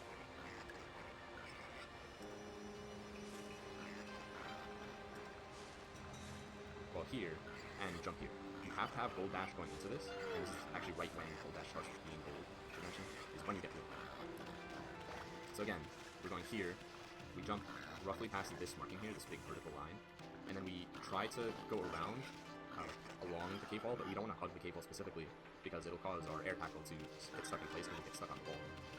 So we want to peel just away from the wall before we air tackle. And then we air tackle farther along the direction of the wall in order to reach about farther than halfway across the room. And if you did that correctly, you will skip a trigger for a repeat of the yellow ink fight we had earlier. Again, that fight was RNG, so obviously we don't want to do another one. What is he talking about? We try to go around, and we actually have to skip two things here. One for the restoration. Okay. And one for Let's try this again. We want to tackle and conserve that. So he's going down into the room that I'm in right now. In order to do the skip properly, we're going to hug this wall. hug the wall. Don't hug the cave wall here, and jump here. Okay, that's a problem. So he came down here. Let's get into the right angle. And he did a wall jump right about there to land about there. But that's not how he described it at all. These two ledges are auto jumps, so you don't actually need to jump opposite them. Then we're going to hug this wall. Jump Hug here. that wall. Don't hug the cave wall here, and jump here. You have to have gold dash going into this, and this is actually right when gold dash starts being gold, I should mention, is when you get blue. So you should land right about here if you did it right. Here, we jump roughly past this marking here, this big... Okay. Roughly past this marking is where we double jump. vertical line, and then we try to go around along the cave wall, but we don't want to hug the cave wall specifically because it'll cause our air tackle to get stuck in place because we get stuck on the wall. So we want to peel just away from the wall before we have gold dash going into this, and at this point we want to tackle and conserve dash through this cave. Tackle. These two ledges are auto jumps, so you don't have to jump onto them. How many wall jumps does he actually do? He does one wall jump. Don't hug the cave wall here, and jump here. And he just landed there. Let me try that again. We need conserved dash for this. We're right about... Nope. I would have triggered it. Let's try that again. We're right about hugging here. Okay, yeah. That, I think, is about right. That might have skipped that battle. Actually, right when gold dash starts being gold, I should mention, is when you get blue. So again, we're going here. We jump roughly past this marking here, this big vertical line. So basically, we're trying to miss sort of this zone right here. Specifically, because it'll cause our air tackle to get stuck in place because we get stuck on the wall. So we want to peel just away from the wall before we air tackle. And then we air tackle farther along the direction of the wall in order to reach about farther than halfway across the room. And if you did that correctly, you will skip a trigger for a repeat of the yellow ink fight we had earlier. Again, that fight was RNG, so obviously we don't want to do another one of that because it will waste time. If you do that fight, just follow the same strategy. Afterwards, and there's a jump into here. And just jump towards this cherry because he's in the one combat and cherry trees again. Try and conserve dash through this if possible. He's also going to talk about this curse patch here, which we can skip again. There's a curse patch. We need to skip the dialogue. We're not even activating it. Except we're going to want to bloom at least one cherry. I'm not. We need to bloom one cherry tree. Ow, sir? Sir. Skip. Skip. Still going. Going down here. And blooming at least one cherry tree. Why are we blooming one cherry tree? But I recommend doing it. It's necessary in one of the routes, but I can't remember if it works out as being necessary in this route. Just don't stress out too hard about it if you forget to do this. I don't think it's necessary technically, but just for peace of mind, I'll do it. I prefer this one because it's right along the path. It's the easiest for the camera, and you only need the one extra crit, so it actually does matter. Also, you don't have to do this if you hit the second yellow fight trigger. The second yellow fight skip is pretty difficult until you get used to the exact mechanism for it. So if you accidentally hit the yellow fight, it gives you praise at the end. Swaz, lurking and twerking. Swaz, I intended to Are you still playing Liza P right now? I've been in meaning to lurk your channel. Now it's my turn to lurk you, sir.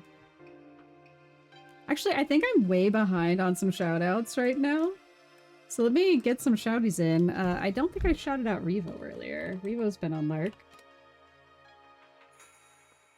And now Swaz is here. Do I have a Swaz dedicated one? No, I need a Swaz 25. Playing Liza P. I've been enjoying Swaz's Liza P run. Swaz is way too good at Liza P. It is stupid how good he is at Liza P. I watched him play Black Rabbit Brotherhood. Oh, he's already playing the DLC. I would have to lurk anyway. I would have to lurk regardless. Because I have not played the DLC yet.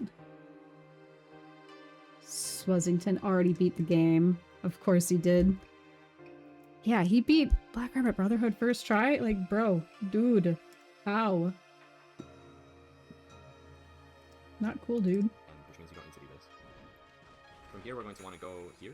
And here's a repeat of the campfire fight, just like there's a repeat of the yelling fight. Repeat of the campfire fight. We could skip it by going right.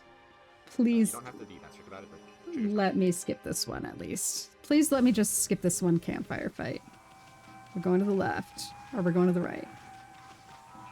We're in the water. That's not speedy. My friends, that is not speed. But hey, we skipped a fight. We skipped one. We skipped one fight, everybody. I hope you're all really happy. I skipped one fight. I skipped a single fight. Finally, I am speed. We are an hour and a half into stream and I finally skipped one singular fight by falling into the water by accident. It's also not that small, so just be a bit careful. And then we just leave Honey Valley normally. After this loading zone, there's going to be immediate easing text, and this takes about 2 full meters, or 1 full meter, I should say. And then we skip that, and we tackle again because this is another separate area. See where finally, we're going. Bloom Shinshu.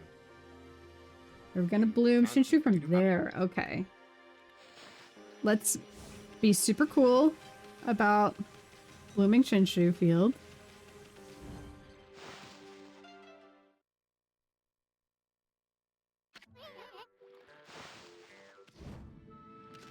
I did not preserve the energy. We're going straight this way. And we're going to... I think... Nope. There we go. So we don't have to run all the way over to it. That's really nice. We love that. This ledge to get close enough without having to go all the way around. But if you wait too long before brushing, you'll hit the curse zone and Eason will talk, which is bad. So we want to do it just before we hit the curse zone. Make a circle around the tree, and then... Okay, so I should have been jumping up in the air. Same thing applies for every sapling. We skip the restoration. Like I did. Also, same thing. One thing that applies to every restoration cutscene is be jumping into the cursed so zone. If you dash going into it, you can't restore dash out of it because cursed Shinshu is a different area from uncursed Shinshu. So we have to tackle it. In this case, what we're going to want to do is we're going to tackle to the left and talk to this merchant. We don't have anything to sell yet, but we do have something we want to buy, which is the Steel Sake or SFS. We're going to buy 2 of them. If you can afford to buy 3, it's not necessarily wrong. There's no reason to. So if you can, it's up to you. Hold on. I'm supposed to do something with them. One thing that applies to every restoration cutscene is you can't insert dash with them. So even though I had dash come into it, you can't restore dash out of it because Cursed Shinshu is a different area from There's no so we have to tackle dash preservation in that cutscene. In this case, what we're going to want to do is we're going to tackle to the left and talk to this merchant. We don't have anything to sell yet, but we do have something we want to buy, which is the Steel Sake or SFS. We need Steel Sake. If you can afford to buy 3, it's not necessarily... Steel Sake.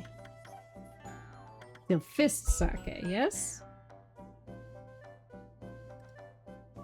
We want to buy, which is the Steel Sake. Yes, it's this one. If we can afford... Oh, we can't even afford 2. We're short. We're so much shorter on money than he is. Shit. So I need to have at least 4,000 yen at this point, and I do not have 4,000 yen at this point for some reason, even though we've done the same thing, and I've actually had more fights. So how does he have more money than me? Starry, how are you doing?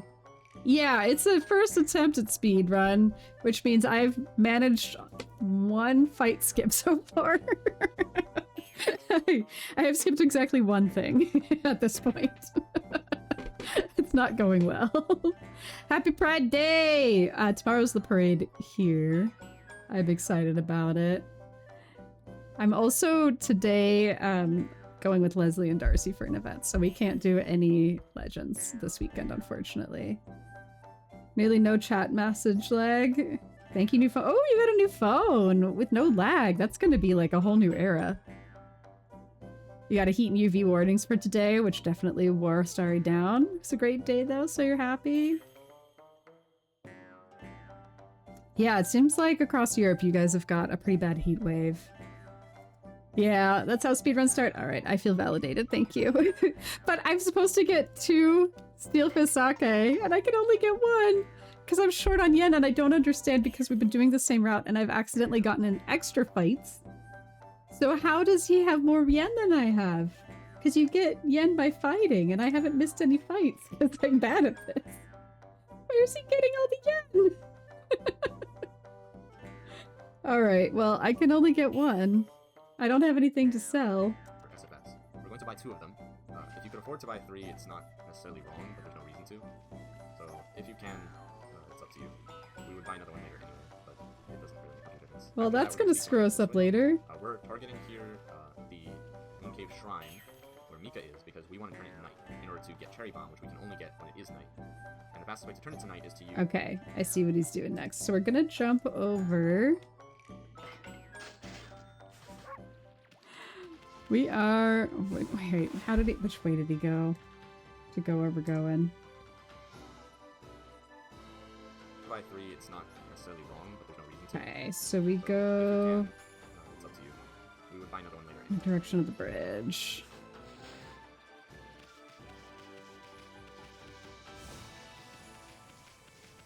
Right?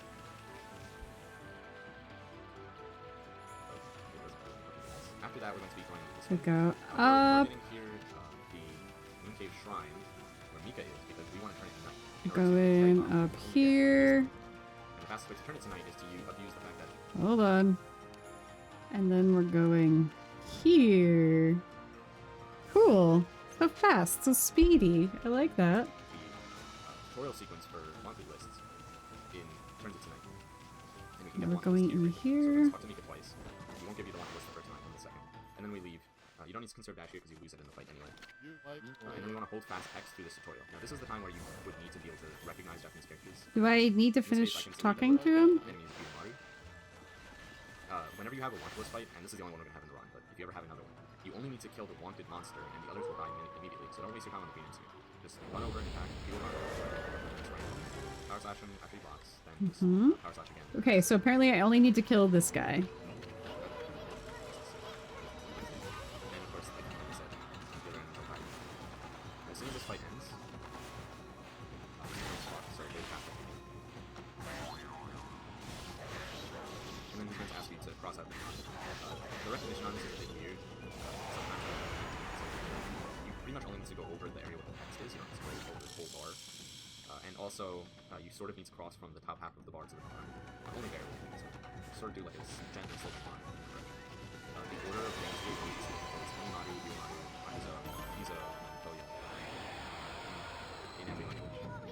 Equivalent spells. So if you know what, if you can read which nick you got, you can prepare which line you need to hit. So here's the problem he's describing right now with doing the speedrun in Japanese is you have to know which name is which name is which, so that you can cross the correct one out. So in this case, what we want to do is we want to abuse the fact that you can actually walk on the water a bit here. And even if you don't have dash, this will still work, but you want to conserve dash here, so try to if you can. From the very edge of the walkable water, do a tackle jump, and then just use the outer cam to take a straight line towards the dock there. Okay, so we're going from here to the very edge of where we can walk on water. And then we do a jump and we do a straight line. Hold on. A tackle jump is what we were supposed to do.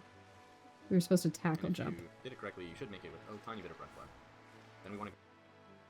I'm gonna have to redo that. Because I didn't tackle jump.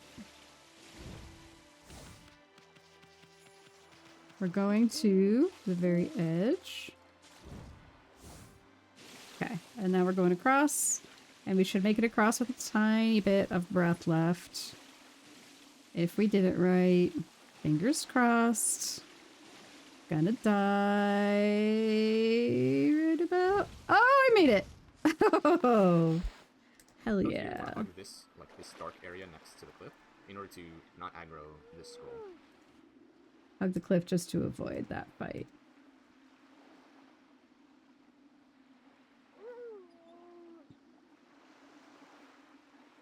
His fight's results were double cherry blossom, which doubles the money. Any slow or painful fight costs money. And money is always tight, but you can pick up random treasure here and there to make the difference. Oh, okay. That's why. That's why he was just better at fights than me.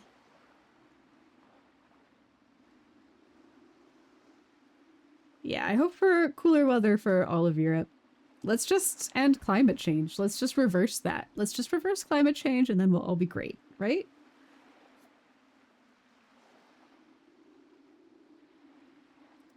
Feels weird to have a new phone after 5.5 years. It's a long time coming. It is a very long time coming. Okay, how did he get there? Let's try going back a little bit. He's crossing the water. Did he have more breath than me? No, we had almost the exact same amount of breath. Then we want to go here. We want to hug this this dark area next to the cliff in order to not aggro this scroll. Okay, we are just... Another fight trigger here for the fight with a dead fish. This fight's pretty simple, but it's kind of RNG as well. We need to wait until the dead fish's body appears, and then we need to power slash it 3 times until it's killed. Ideally, the green ends line up so that we can power slash them as well. We need to power slash them 2 times. So this would be a good lineup because we can get all of them with 1 stroke. So we power slash... Okay, I see what he's doing. So we have to get the timing right on... that's a little tricky. It's kind of hard to power slash all 3 of these guys. Nope.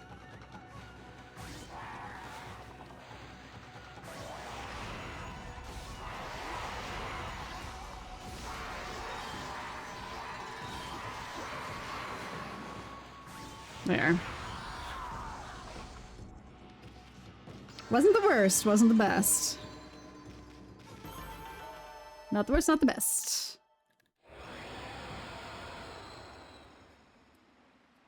All 3 of them twice, and then we can power slash just the dead fish the 3rd time. That kills everything.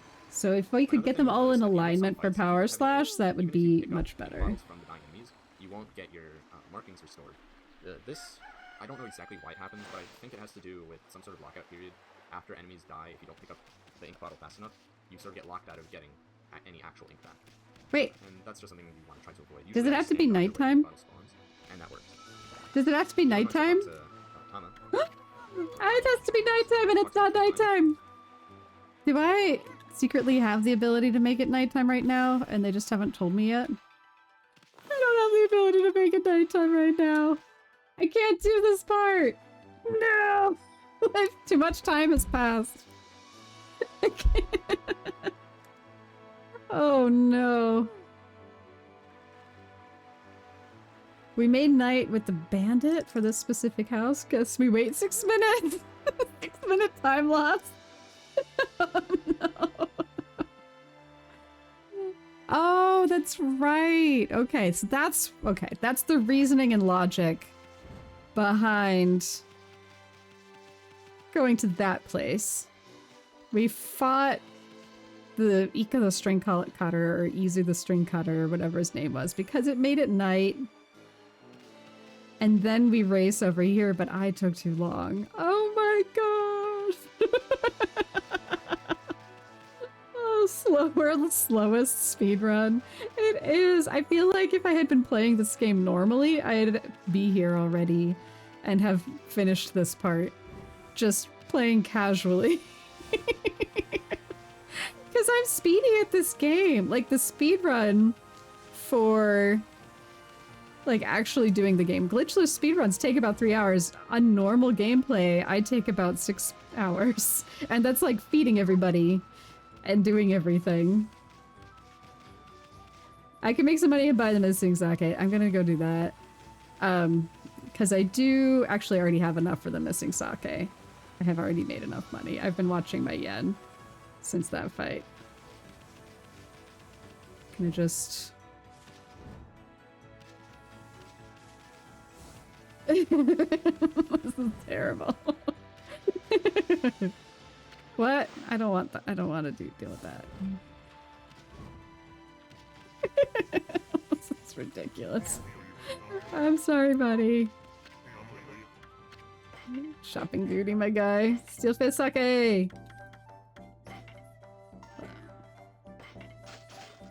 Okay, I have just enough for the right number of steel fist sakes. Can I just get some treasure while we're down here? Fleeing battle scroll. Oh, why did I do that? We don't need that. Can I just feed some animals? Learning on the fly, mistakes are good. It's true. You do learn more from mistakes than you do from successes. It's important. I don't have anything to feed the babies with, unfortunately. Should I race this guy? Is there a point in the game at which you have to race this guy? Or do you get to ignore him completely? Because we could get this race out of the way.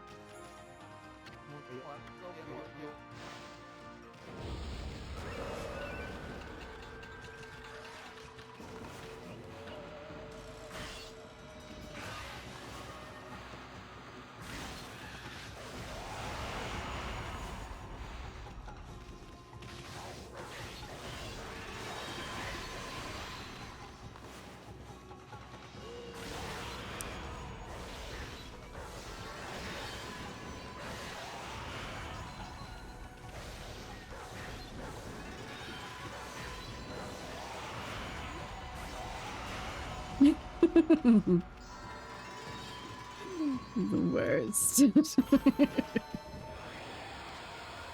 Man, I missed double jump though. Has it been 6 minutes yet? Can I upgrade something while we're waiting? Is there something I'm gonna need to use some praise? Ugh, I forgot how bad the camera was.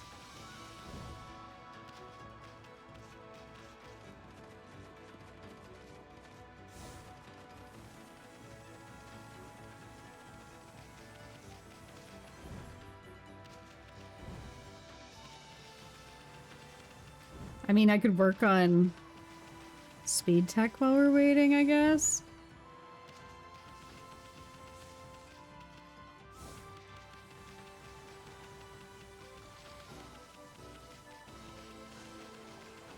There are a bunch of videos by Alright as well that are just specific speed tech strats. Videos. Disable Celestial Brush Music, Gale Shrine Windmill Bridge, Long Range Spin. Where are the playlists? Speedrunning tricks. No, I don't want that. I don't want that. I want to see the full playlist. Nope.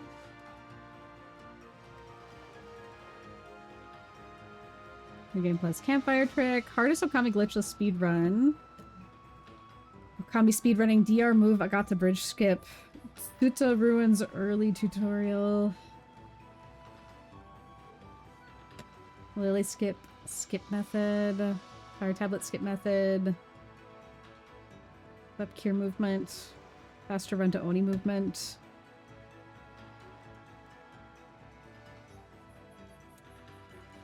Dancer was saying that there's a lot of tech that's been developed within the last 2 years. All of this person's videos are from 2+ years ago. So I wonder what the new stuff is. I probably want to learn the old stuff anyway. Like, it's not like I can skip it. I'm sure all of this tech is utilized still. But I wonder if there's a resource for the new speed tech. I wonder where that is, because again, I'm in the Okami speedrunning Discord community and have been for a very, very, very, very long time. Where is it? Where's my Okami speedrunning community? There it is. They don't have anything that's like, here's our up-to-date movement tech. You're very curious for my first Lily skip? Wait, is it? Did we have Did we change time of day? Did we change time of day twice? Because I thought I just heard the sounds. No? Is it dusk? Is it about to turn into night? I can watch Lilypad skip while we're waiting. Where's Lilypad? No? I know I saw it. I know I saw Lilypad skip. Where was it? Where was it? Hey, nighttime! Finally! Alright, we're gonna have to learn Lily skip in the moment, aren't we? Okay. So stupid. 6 full freaking minutes.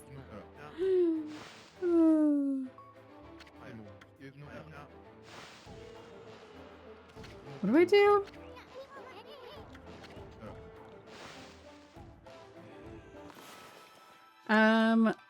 Okay, let me go back to the video and see how he draws this, because I think I probably draw it a different way. So you can mash start throughout all of it, and then after the third time we want to hold brush and we want to draw cherry bomb.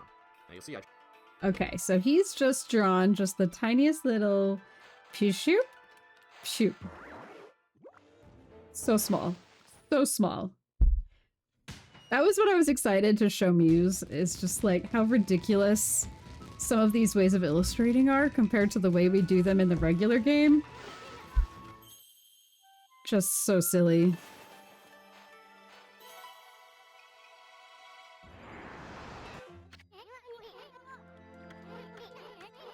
Can't skip it, can't skip it, can't skip it, can't skip it. So it's just like... Nope. Or not. Just the tiniest. There we go. So small. So cute. Any circle with any line through it works. Isn't it silly? Because there's so many things like that in the speedruns of this game where it's like, we struggled for like hours. You know, the first time you play through it, you struggle to like get it just positioned just so and illustrated just perfectly, and it seems like it never accepts the input. And then you see a speedrun do it, and it's like any vague shape. The game recognizes things that don't look anything like the actual sign. Yeah, it's amazing. That was something I was excited for you to see. I drew the cherry bomb a bit weird here. I did. Okay, let's see. I need to see what he does next. This is the fastest way to consistently draw cherry bomb that I'm aware of, and it's what I recommend you do. So you sort of start with going this way, like left or right. Then you do a full circle, and then at the end of that circle, you let go of your draw button, but you don't let go of the control stick. You move it slightly to the direction you're going in, which in this case, you can see I did it counterclockwise. So I was still going right at the end of the circle. I let go of the analog stick, I pressed it again to start this line, and then I just went straight right. And that gives you a pretty consistent cherry bomb every time. Then we want to skip, and we have another constellation. Constellation, constellation. You can skip as well. Don't hold the brush here, because if you hold the brush here, it'll brush on a weird camera angle. I don't know why. Just hold fast text, because you can't skip this. It's a tutorial. And then do another one of those fast cherry bombs. It takes some practice to consistently get cherry bombs to recognize, and even I still mess it up sometimes. You can actually skip at his text after this one. So cherry bomb recognition is sort of a skill that you have to just develop with practice. It's not that important that you get every cherry bomb perfectly every time. When you're starting out, try to be a bit more careful with it, so to mess them up less. And then as you go on, try to draw them more quickly without losing accuracy. So just get good at drawing cherry bombs, is what he's saying. Dash through that, which is possible, but annoying. Okay, now we're going up the stairs. We want to stay to the right so that we don't get attacked there. Oh, so that we don't get attacked there.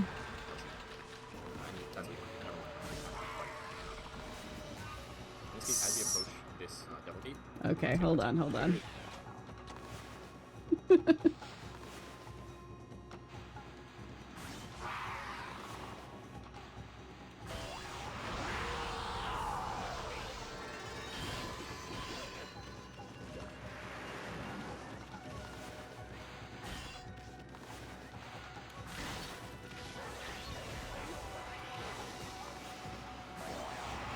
we go. So I'm supposed to not get into that fight. So that was not a fight I was supposed to not get into. Let me get up here. It's pretty much just past this path here, so just jump as soon as you walk over the path. And then go through the gate. We are going to a gate up here. Fortunately, we don't have to deal with RNG, because now we have Cherry Bomb, which lets us kill it through the ink. So we draw Cherry Bomb. So why are we doing the gate? Ian is playing Slay the Princess right now and came in here making pain noises and a grimace and walked out again. Seems to be going well. Oh, I know that feeling. I haven't played it, but I've watched people play it, and oh my gosh. Sorry, Ian, baby. I understand. I don't know if Ian can hear that, but we'll pretend. Leslie's BRB. Happy Dancer, have you played Slay the Princess? Happy Dancer, thank you for being here with your... Oh my gosh, really? We're doing this? Okay, first of all, we're doing that.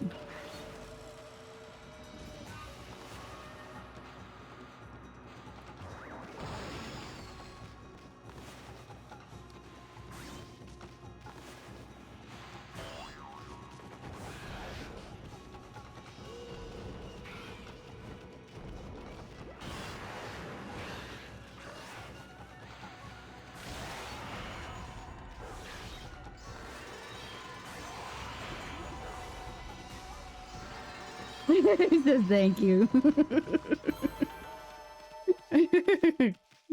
Ian BB. I sent Muse a video of some baby finches falling asleep, like beep, beep, beep, beep, beep. It was really cute. And Muse mentioned just wanting to be those birds, falling asleep in somebody's warm hand and going beep, beep, beep until you fall asleep. He's found on Muse's wish list, and now that he knows Jonathan Sims is voicing the narrator, they're more excited. Oh, it's so good. It's good narration. It's stressful. I think even the good endings are like, is it a good ending though? Is it though? Okay, we're supposed to be in a gate right now. Okay, we're going towards the martial artist.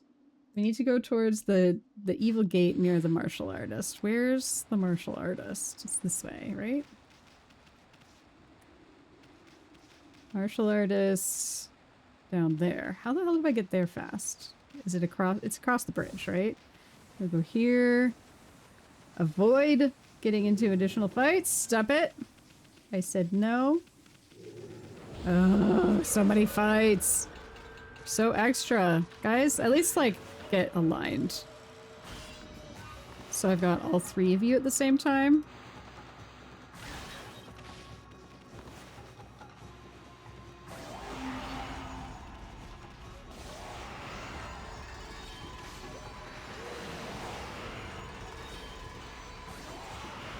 At least give me a demon fang for that, for my troubles. For my troubles!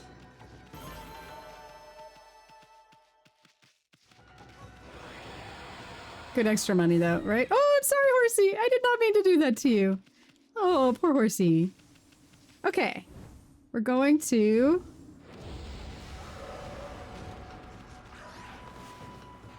do this. And then we're going to... do that.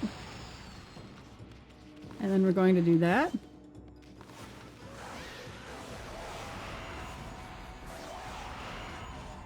Hehehe. Hold on, let me see how he does all the rest of the fights. This double gate, we're going to get a cutscene. The trigger is pretty much just past this path here, so just jump as soon as you walk over the path. And then go through the gate. In this case, the first enemy is going to be another yellow man. Fortunately, we don't have to deal with RNG because now we have Cherry Bomb, which lets us kill it. Cherry Bomb, Cherry Bomb.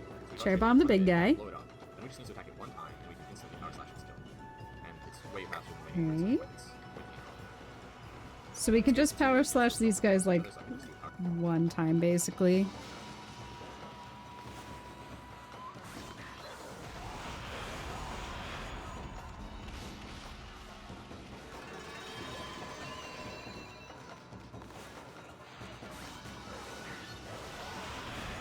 Honestly, I just want to get all the demon fangs out of these guys. He's not getting demon fangs, but I want the demon fangs. No?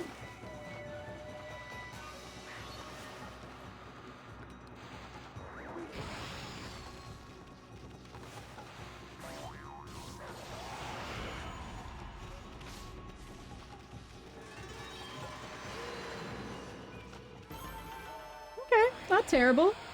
I'll take it.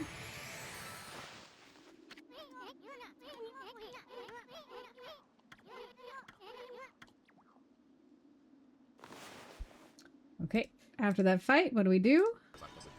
instead of 2 power slashes. And then one thing you'll notice is I actually inked the yellow ink while it's still in the air. As long as you touch its body, you'll still ink it. You can't touch its shadow, but you can touch its body. Or like touching its shadow doesn't work. You have to touch its body. And then it'll ink. Beep boop pop. Who's booping? Who's beeping? Swaz! Swaz with a party of 18. Welcome in, Raiders. Let me go over here for a second. Hi, everybody. My name is Reevesy. I'm a variety streamer. I focus on story-based and action role-playing games. Swaz and friends are coming to raid you. Hi, Talon. Hi, Brute. Thank you for being here. Thank you for coming in. You get to see me on a struggle bus today because I'm learning the Okami speedrun. This is just my face. I just look like this. It's not makeup. I already gave Swaz a shouty, but you know what? Let's do another one. I saw you were playing Overture because I was lurking your stream. I lurked you right back, and now I'm lurking myself, so let's close that up. I always look like this, can confirm, yes. I'm going to like a convention later today, not an anime or video game or pop culture related convention, a completely different kind of like normal person convention with Leslie at the Disco and Darcy Neko. And they're like, are you gonna keep the mic up? Hold on. Yeah, you're allowed to say bastard. First alligator boss was a bastard though. I haven't played the DLC yet. I think Overture is kind of next on my list, although like maybe 3 games down next on my list, because right now it's learning the Okami speedrun, which I am terrible at, but it's also day 1. You're supposed to be terrible on your first day of speedrunning. Someone will think it's awesome. It's just not even very good though. It's just eyeshadow. Normal people? That's scary. Normal people who like stationary. How normal is stationary enjoyment? I don't know. But how are you liking Overture? How are you liking the DLC compared to the regular game?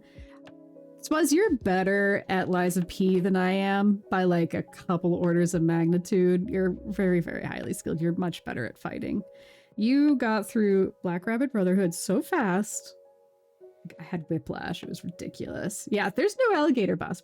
I don't know. No alligator boss here? Didn't exist. Didn't happen. Nope. No. You're stuck in ad hell. I'm sorry, bud. Sorry, bud. As if stationary nerds aren't the most nerdy. Yeah, well, we'll see. I was telling my mom about the stationary convention, and she's like, I'm having a hard time visualizing what there is at a stationary convention. I was like, well, if you go on YouTube and you search for award-winning stationary, that'll give you a good idea of how amazing stationary can be. Can confirm at least one of the attendees isn't normal. It's me. That isn't normal. But yeah, should I go to a stationary convention like this? That's the question. My plan, the only real goal I have for the stationary convention is thank you notes, like blank thank you cards, or just blank cards in general. I bought from like Papyrus, the store in the mall, stationery store in the mall, some blank cards like 15 years ago, and I just ran out. They've come unclutched many, many times. Swaz, welcome back. I was complimenting your exemplary gamer skills and how much better you are at Souls-likes than I am. So in terms of combat, is the DLC, do you think, harder, easier? There are no bosses in the DLC or enemies or lore. You're just the puppet, and you're just happy with your life, and everything's good. I'm sure that's the plot of that. There's some good stationery out there. There is. Swaz, did you catch the part where I might be going to a stationery convention looking like this? Do you like stationery? Who in chat likes stationery? Tell me all about it. You learned all of your fighting skills from me, and then you surpassed me many times over.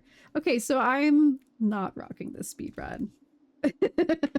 I hope everybody... Oh, also, Raiders, if anybody needs to raid and run, raid and fade, raid and rest, please please take care of yourself first and foremost. Please stick around if you want to see me be bad at this and not get any skips at all, or any of the movement tech.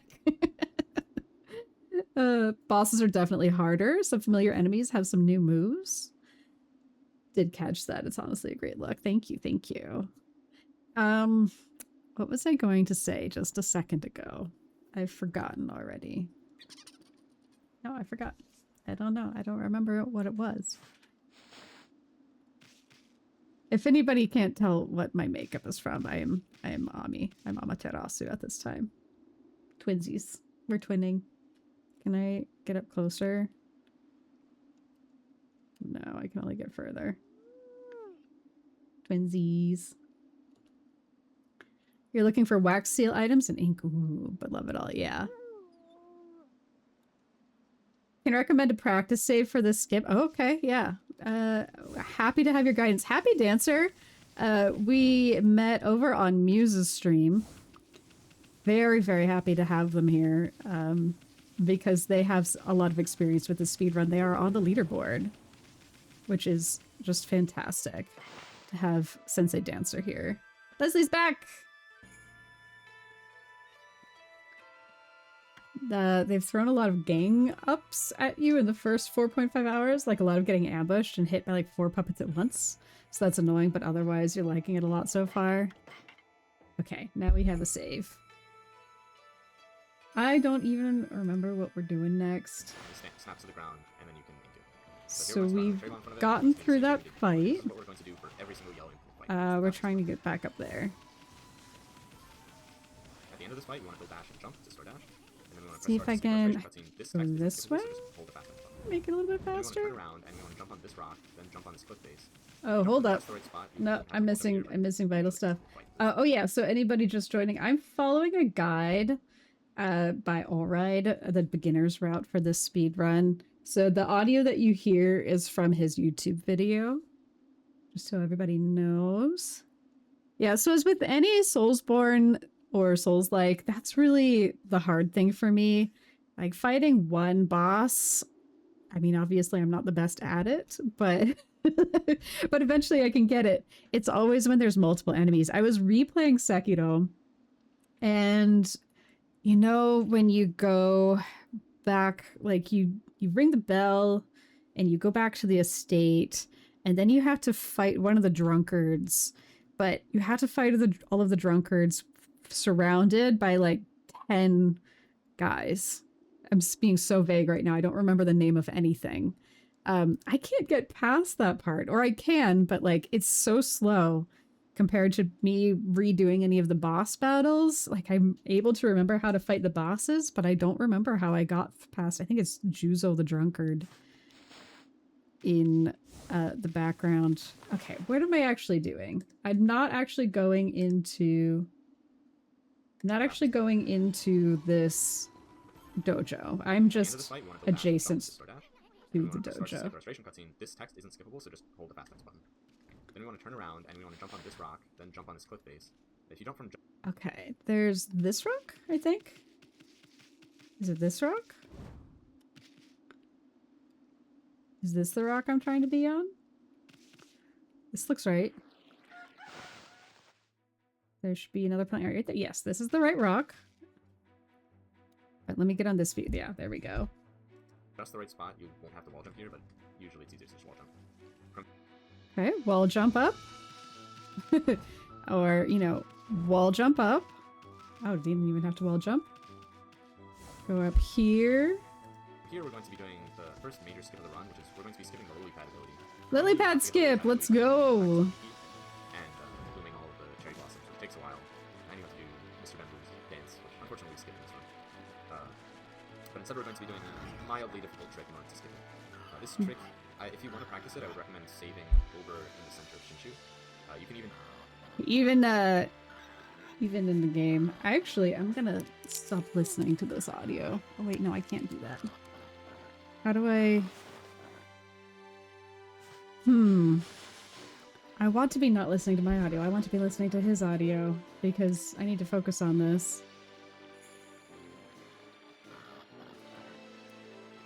Swaz despises getting ganged up on in Souls-likes. Otherwise, you love them so much. I hear that. Hello. Let's see. Sometimes I can make it if it's two the same exact type of enemy, but even then it's just annoying. I think that's a skill thing that it's well, get fucked, idiot. You better run through or isolate them by luring them out somehow, nerd. and don't think that's fun design. I hear you. I hear you. There are definitely some points in Sekiro where I eventually mastered it, but it took some time. Like, you have to have like a whole plan for luring them out one at a time, or just kind of really carefully managing your movement to handle people coming at you. Sometimes I'll watch other people play and they're doing crowd control so well. It's just like, how are you so smart? How are you so much smarter than I am? Okay, I'm gonna pump his volume up. Can I pump that volume up a little bit? No. Before we get any of this stuff with like the wanted list, just to save time, just so you can practice that whole segment, because there's a lot of movement involved. But if you just want to practice this skit, you can just practice it alone once you get trade. Basically, with the gold dash from here, we're going to jump off this here. This part isn't that important, but So you have to have a certain amount of... a ground jump from near there. And we're going to get to this water here. So this water here, you can actually stand on, similar to the water near Moon Cave Shrine, where you can stand on it. And we're going to use that to get a boost over here. That wasn't actually a very good boost. You can get by with this, but that doesn't demonstrate this. Usually I do attack. There's some water you can stand on, and then you jump and you swim as fast as you can, as far as you can. You don't have very much breath here, so we need to be mashing constantly in order to make it to where we need to be. So basically, you're intended to get lily pad so that you can put a lily pad here and then wall jump up this cliff, since you can't jump out of the water normally. Fortunately, there's a bit of a glitch with the way. Oh, it's a glitch. In Okami, where so an auto jump is just when the game jumps for you up a ledge. In most cases, when you're in the water, if there's a ledge that's relatively short, Okami will just auto jump up it as you approach, as long as you're not mashing jump, which is an important distinction. If you're mashing jump, you can't actually do water. You actually can't do auto jumps in certain places. So there's auto jumps in certain places, but not if you're already jumping. As we approach the spot, basically, there's a bit of a glitch called corner jumps. Corner jumps. If you approach a corner while you're in the water, and the corner is acute enough, which we can use in order to get out of the water, it will auto jump even though there's not a so surface. This corner here, you can see the cave gets a bit jaggedy here. As in the first major corner that you see on So there's a part where the cave gets jaggedy. You're going into the first corner. We're going to want to corner jump into it. Corner jump into it. Slightly right, and then we want to jump off like this. We want to wall jump off like this surface as we're falling. If you do it at the peak of your jump, you'll hit the ceiling of the cave. We have to do a double jump while we're falling off of the second jag out. In this case, we're going to be like jumping up here, and you fall a bit.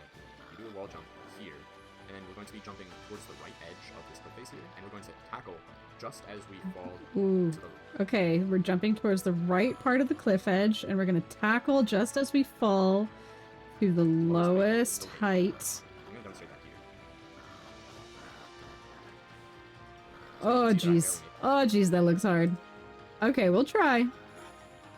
We love some janky game geometry. Sometimes Swaz can make do if it's too... Oh, yeah, we already read that.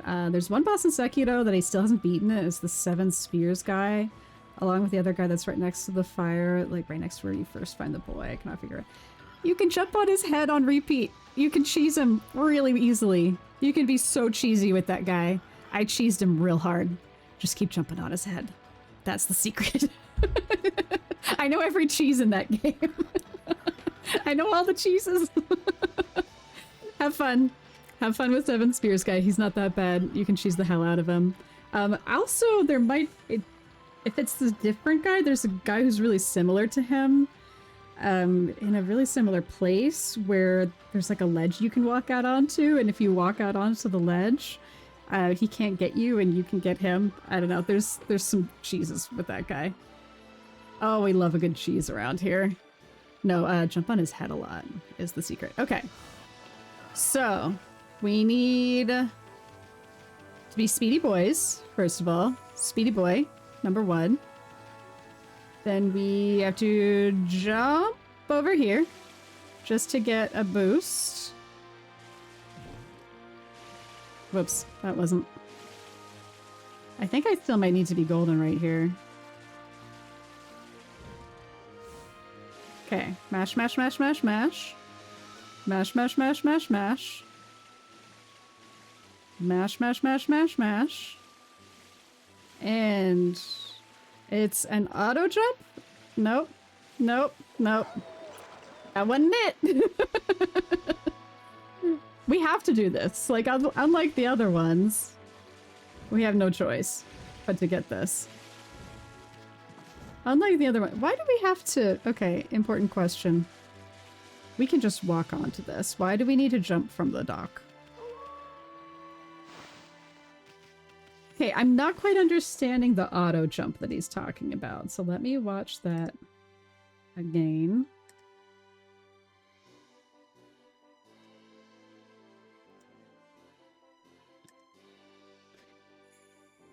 Where if you approach a corner while you're in the water and the corner is acute enough, Ami will jump up it even though there's not a surface to jump onto, which we can use in order to get out of the water.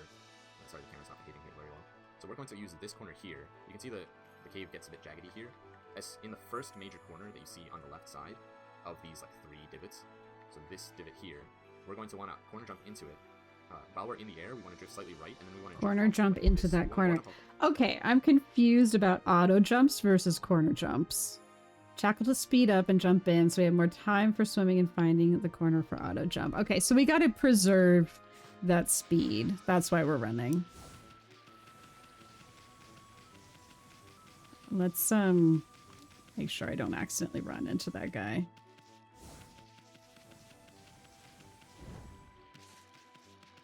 I'm not doing a good job preserving speed right now. Whoopsie. Making it even worse. Okay, we've got the speed right now. Do not get into the fight. We're gonna jump onto that water. We're gonna preserve our speed. We're gonna... No, we didn't do it. We super did not do it. This is like the big skills check of the area. First skills check, everybody.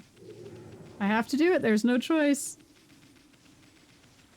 Okay, so we've got golden speed. Nope, we lost the speed. We lost the speed tag. We lost the speed. We gotta do it. It's also 12:26. I typically go till 1. I definitely have to end on time because I need to eat food. And then I am... I think that did it. I think I did it.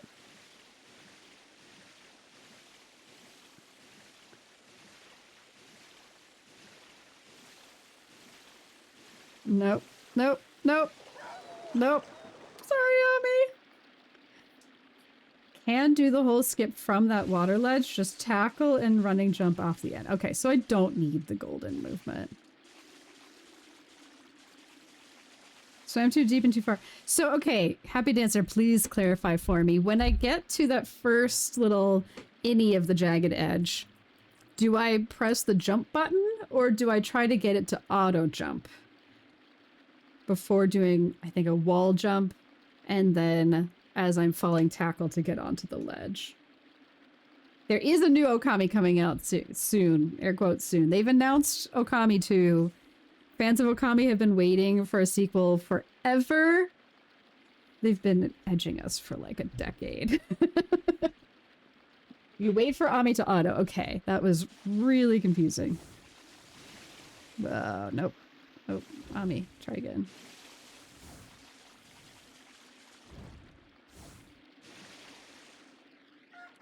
Buddy. Bad timing. I feel like there's no way after that did what it did, but let's find out. Okay, into the first innie, I think it's this. Nope. Nope. Nope. It didn't do it. Oh god, net edging, yeah. They've really been...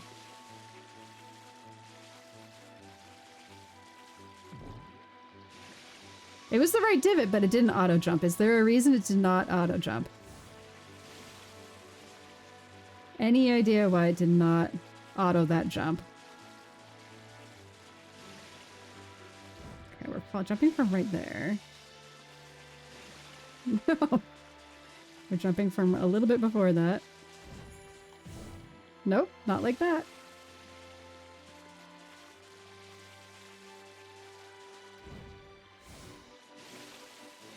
I feel like that's as good as that gets. Always tackle to get speed. Okay. It's not doing it! It's not doing the auto jump. What do I need to do to auto jump there? Why am I not getting it? Like, I'll show up with... Yeah, I get it, I get it. Are there some pots around for me to break? Because this is very irritating.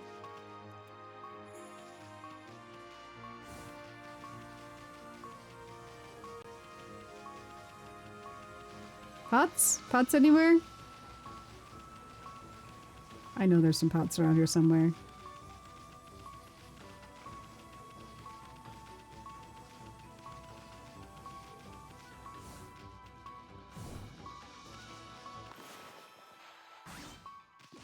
There we go.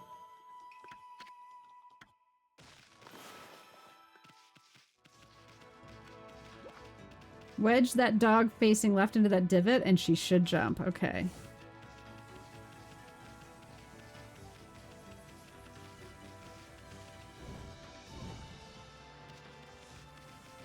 Nope.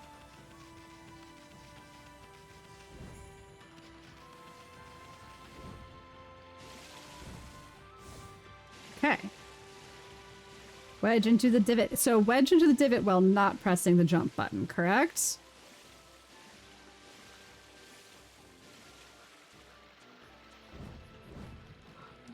Oh. Okay. Well, we got the first part of it. We got an auto jump, but my camera was not obeying. That was the auto jump. We did something. We did a part of it. We did a thing. I got part one of the tech of the skip.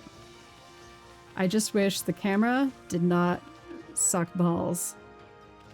That's all I want in this world, is a camera that doesn't suck balls completely and entirely.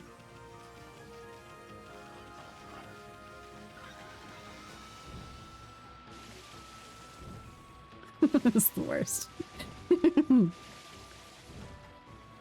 I feel like this part's really not that delicate.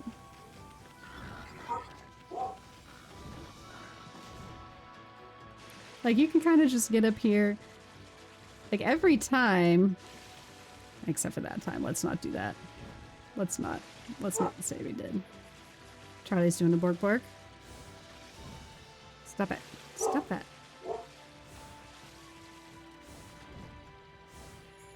So every time I've made it to that corner with enough air, that's been fine. I want a good angle, sir. Right in here?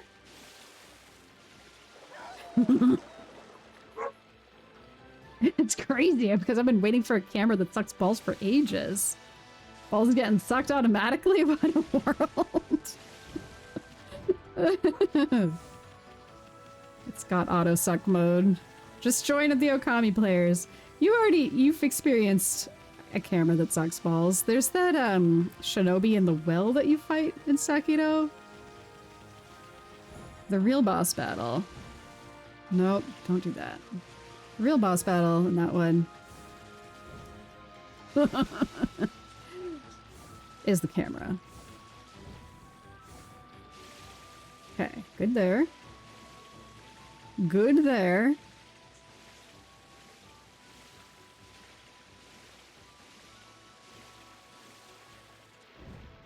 Ah, nope. Oh, so close. Oh, so close. That was a good auto jump. Not the timing on the wall jump. I was so close there, though. That was so freaking close to being everything I needed in this world. A duel in a cave in Ghost of Tsushima. I think I remember that one. Okay. Progress. Yeah, we got pretty dang close there. Thank you for making me save. It was in the tutorial, but it was like at a weird time. Nope. I'm not enjoying the dog drowning noises repeatedly. That's not my favorite thing on this planet. That's something unique about me, is I don't like animals dying. I don't like listening to animals pass away. What else is there that we could cut into to heal? I know this isn't mandatory. I hate the sound. It really sucks. There we go.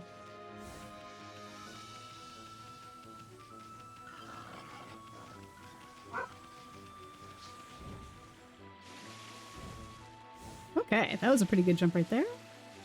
I liked that. Wonder if that was DLC where the duel was. It could be. I mean, I did the DLC for Tsushima as well. Ugh! Oh, so close. Oh, the sounds of the dog.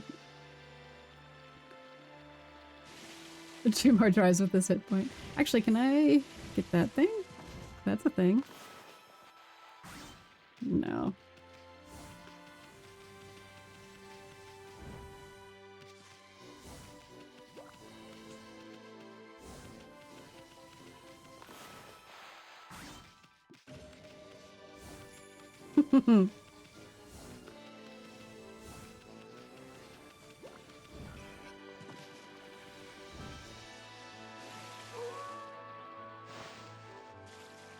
Wall jump was a little early. Counterintuitively, we need to be low because we bonk on the ceiling right now. Okay, good to know, good to know. Nope, nope, nope, nope, nope.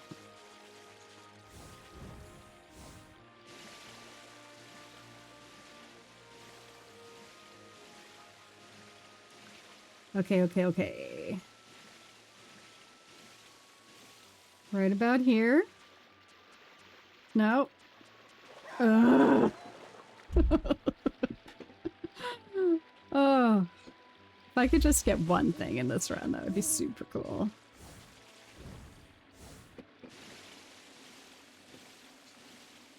Literally getting the lily pad would just be faster. But that's not what we're here. We're learning. Okay, it's this one. Oh, no! Nope. Nope, nope, nope. Watch Happy Dancer fail 15 times in a row next month when they get to their practice for this. Do you stream? Are you gonna stream that? Are you gonna be on the intertubes for that? Because if so, I need to follow you right now. I want to watch. I want to see somebody else practice this. What is our troubles today? Okay. Apparently not. Apparently that doesn't count.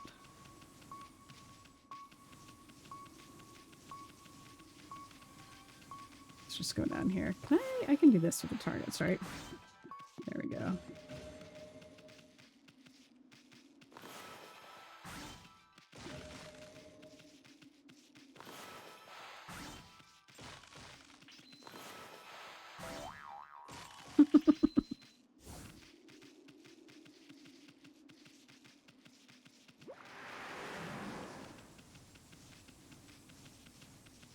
Restore all ink and HP by walking up to the save mirror. Okay. I feel like that's farther away, but it's not like I'm speedy right now. Nope. Nope, nope, nope.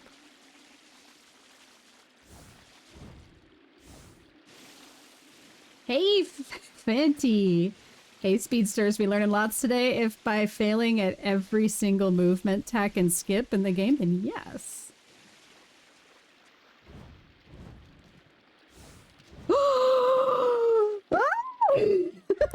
You guys, I got it! Oh, I got it. That was... that was nice. Yeah. Oh, shoot. I didn't download it. I just stopped the replay buffer. I was trying to clip it. And I failed. Oh, it looked like success. It's because Flint is my lucky charm. It's because Flint is super lucky. My favorite Finty. Alright, so before this, my last game before this was Stray. My last game before that was Resident Evil 4. It was my first playthrough, but with a twist, I made Flint choose mods for me. And my partner installed them, so I did not know what they were before I played the game. The reason for that is that I've seen Flinty and others play every single Resident Evil game. There's no surprises for me. and I wasn't really inspired to play on my own, but I had such a fun time playing with randomly modded Resident Evil 4 that we're doing it again. I got Resident Evil Requiem, and Flinty has chosen the mods for it. So I am going to keep practicing this speedrun. I am going to try to learn all of this tech. I might do some of it off stream so that it's not this painful and slow. Flint appears in all as well. That's the magic. Flint is the lucky charm. Flint is my lucky charm. It's true. So probably next Saturday it'll be Requiem. Maybe I was thinking about like weekdays after work if I do stream it. It's a bad time for a lot of my European friends. I think a lot of my European friends will be excluded if I do this after my work hours. I don't think it'll work out for them. But there'll be VODs. You can still watch it if you want to.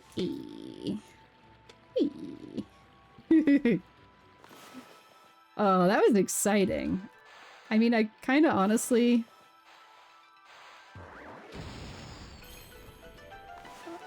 Honestly, I kind of want to practice that multiple times. You'll get up early for me? Aw. Thank you for the shouty. Looking forward to the shenanigans. I'm so excited. I'm so excited about playing Requiem with mods. Again, without mods, I probably just would not play because Grace and her whimpering and her tripping all over herself in third person, I don't know if I could tolerate that if it wasn't just entirely ridiculous, if it wasn't just the most ridiculous thing on the planet. I really enjoy watching other people play it. It's fantastic when others play it. I think this is the end of this All-Ride guide. I think he's going to start Agata Forest once I go through this gate. So in this case, we're going to be like jumping up here, then you fall a bit, you do a wall jump here. But Happy Dancer, you didn't answer me if you're going to be streaming. Let's see. I'm making good progress, thank you! I'm really flattered that this is considered good progress. But Happy Dancer, do you stream? Are you the streamer? I'm gonna go to your page now. 44 followers, of which I'm already following you, Happy. I'm already following you. It looks like a lot of your videos are from years ago.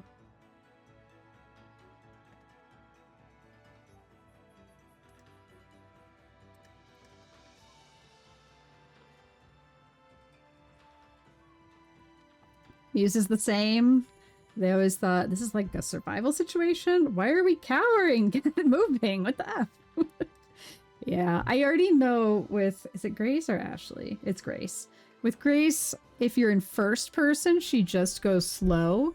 But if you're in third person, she's tripping all over herself. And I need to play in third person. My brain just does not compute first person. Happy will be streaming this at some point next month after their deadline has passed. Looking forward to try all the silly movement again. I want to watch that so much. Please, yeah, I'm going to post my Discord. I'll see it if it's in Muse's Discord too. I won't be offended if you're not in mine.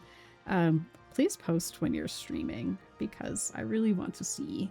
And then I can ask you questions and make you explain things. Because normally when I see people derusting speedruns or just like grinding speedruns, they're just practicing, they're in their head, they're not explaining anything. But if I'm there, I can bother you and make you explain things. That's all I want. That's all I want out of life. Grace moves like a newborn foal. She does. These will be there if they're awake and available.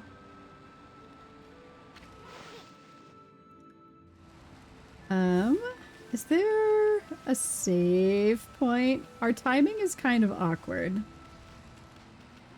It took us okay, you guys, it took me 3 hours to get through a 1 hour and 11 minute video. I started 11 minutes in, so a 1 hour video took me 3 hours to watch. 1 hours of speedrunning instruction took me 3 hours. Sorry, I fell asleep, that's okay. Save point is just down the ramp. Okay, let's just do that save point.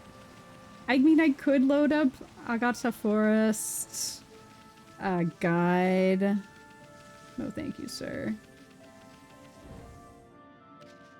Where are you? I mean, I know... Is there one inside the cave? Can't remember if there's a save point inside the cave. Yes, that's where it is.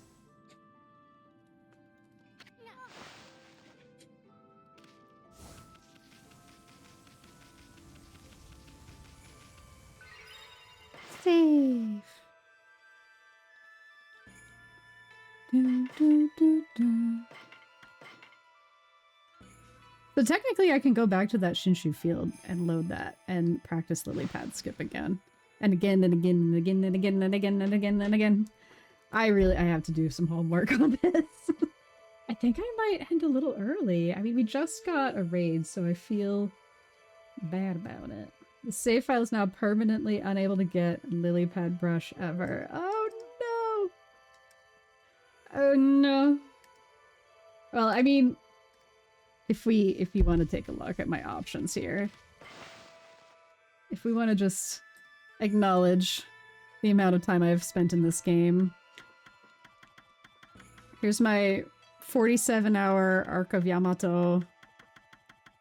So this isn't my first playthrough. I didn't play this for the first time on the PS5. I probably played this for the first time on the PS3.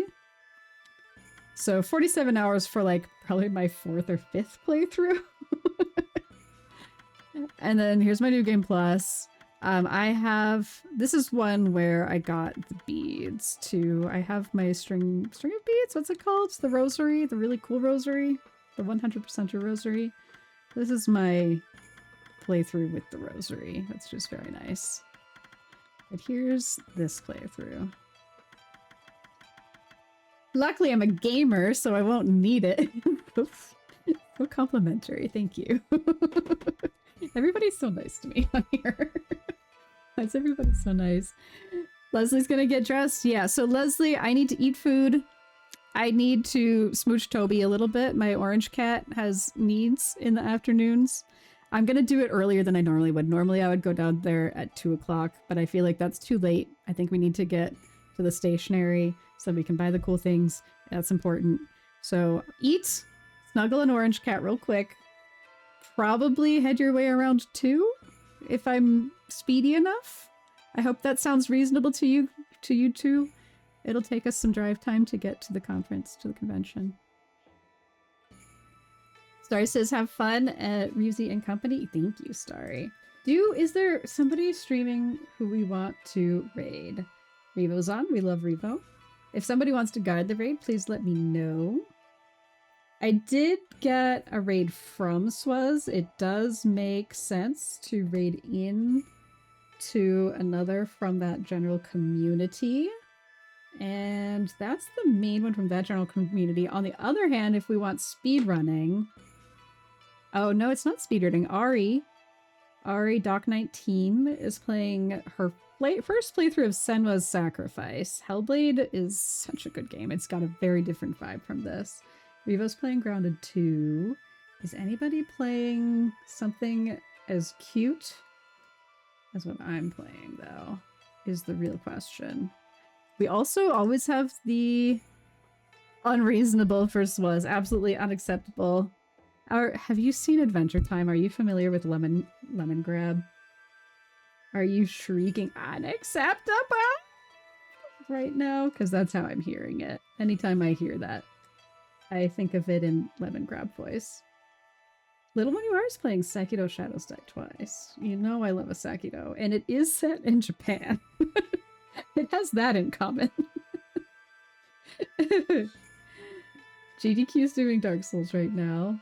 Oh, GDQ, it's about to be GDQ time. That's GDQ time. I love it so much. Hellblade mentioned Flinty levitates. How about I don't know if I doubt she's speedrunning it. It's been a minute since how about I'm gonna do like a link to Little One You Are in case anybody wants to go check her out. I really enjoy her. Oh, yeah. Oh, yeah. Computer, stop sucking. So if anybody is interested... That's exactly what you were going for. The lemon grab voice. Unacceptable! That one. I don't know how well I did that. I don't have, I can't even hear myself talk because of these headphones. So this is Little One You Are. She's adorable. She's playing Sekiro Shadows Die Twice. Oh wait, no, that's not who I was going to do. I was going to show you Ari. I call her Redoc, but she goes by Ari. Ari is doing her first playthrough of Senwa's Sacrifice. So for Flinty, if you don't already follow Ari, she's normally a speedrunner. She plays Forbidden West speedruns, and there's something else that she speedruns that she's amazing at, but I know her from her Forbidden West. It clipped my mic. It was so accurate. Perfect. There is...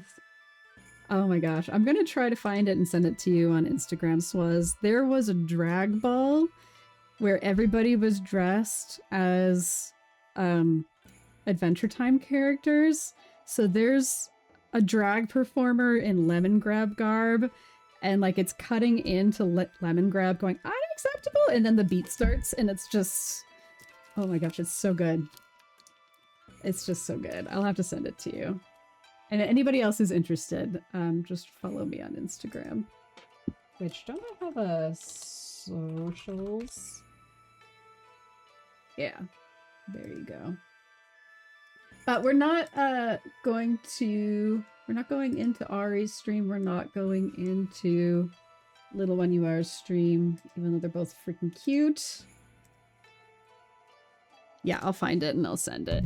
I think I bookmarked it once upon a time, just in case I ever need Lemon Grab drag. Oh. We're gonna raid Revo, just because we've got the community here. We might as well. Our community. We love our community. We love the Revo cinematic universe, which is also the Swaz cinematic universe and the Spooked cinematic universe. We love our people. Everybody, thank you so much for being here today. Happy Dancer, thank you for being my sensei for this game. It's badly needed, as you can tell. I really, really appreciate everybody. Flinty, thank you for stopping in, and thank you as always for helping me mod Resident Evil games to make them incredible. Incredible! And thank you everybody else who's hanging out with me. I just really appreciate it. I'll be in Muse's stream tomorrow morning.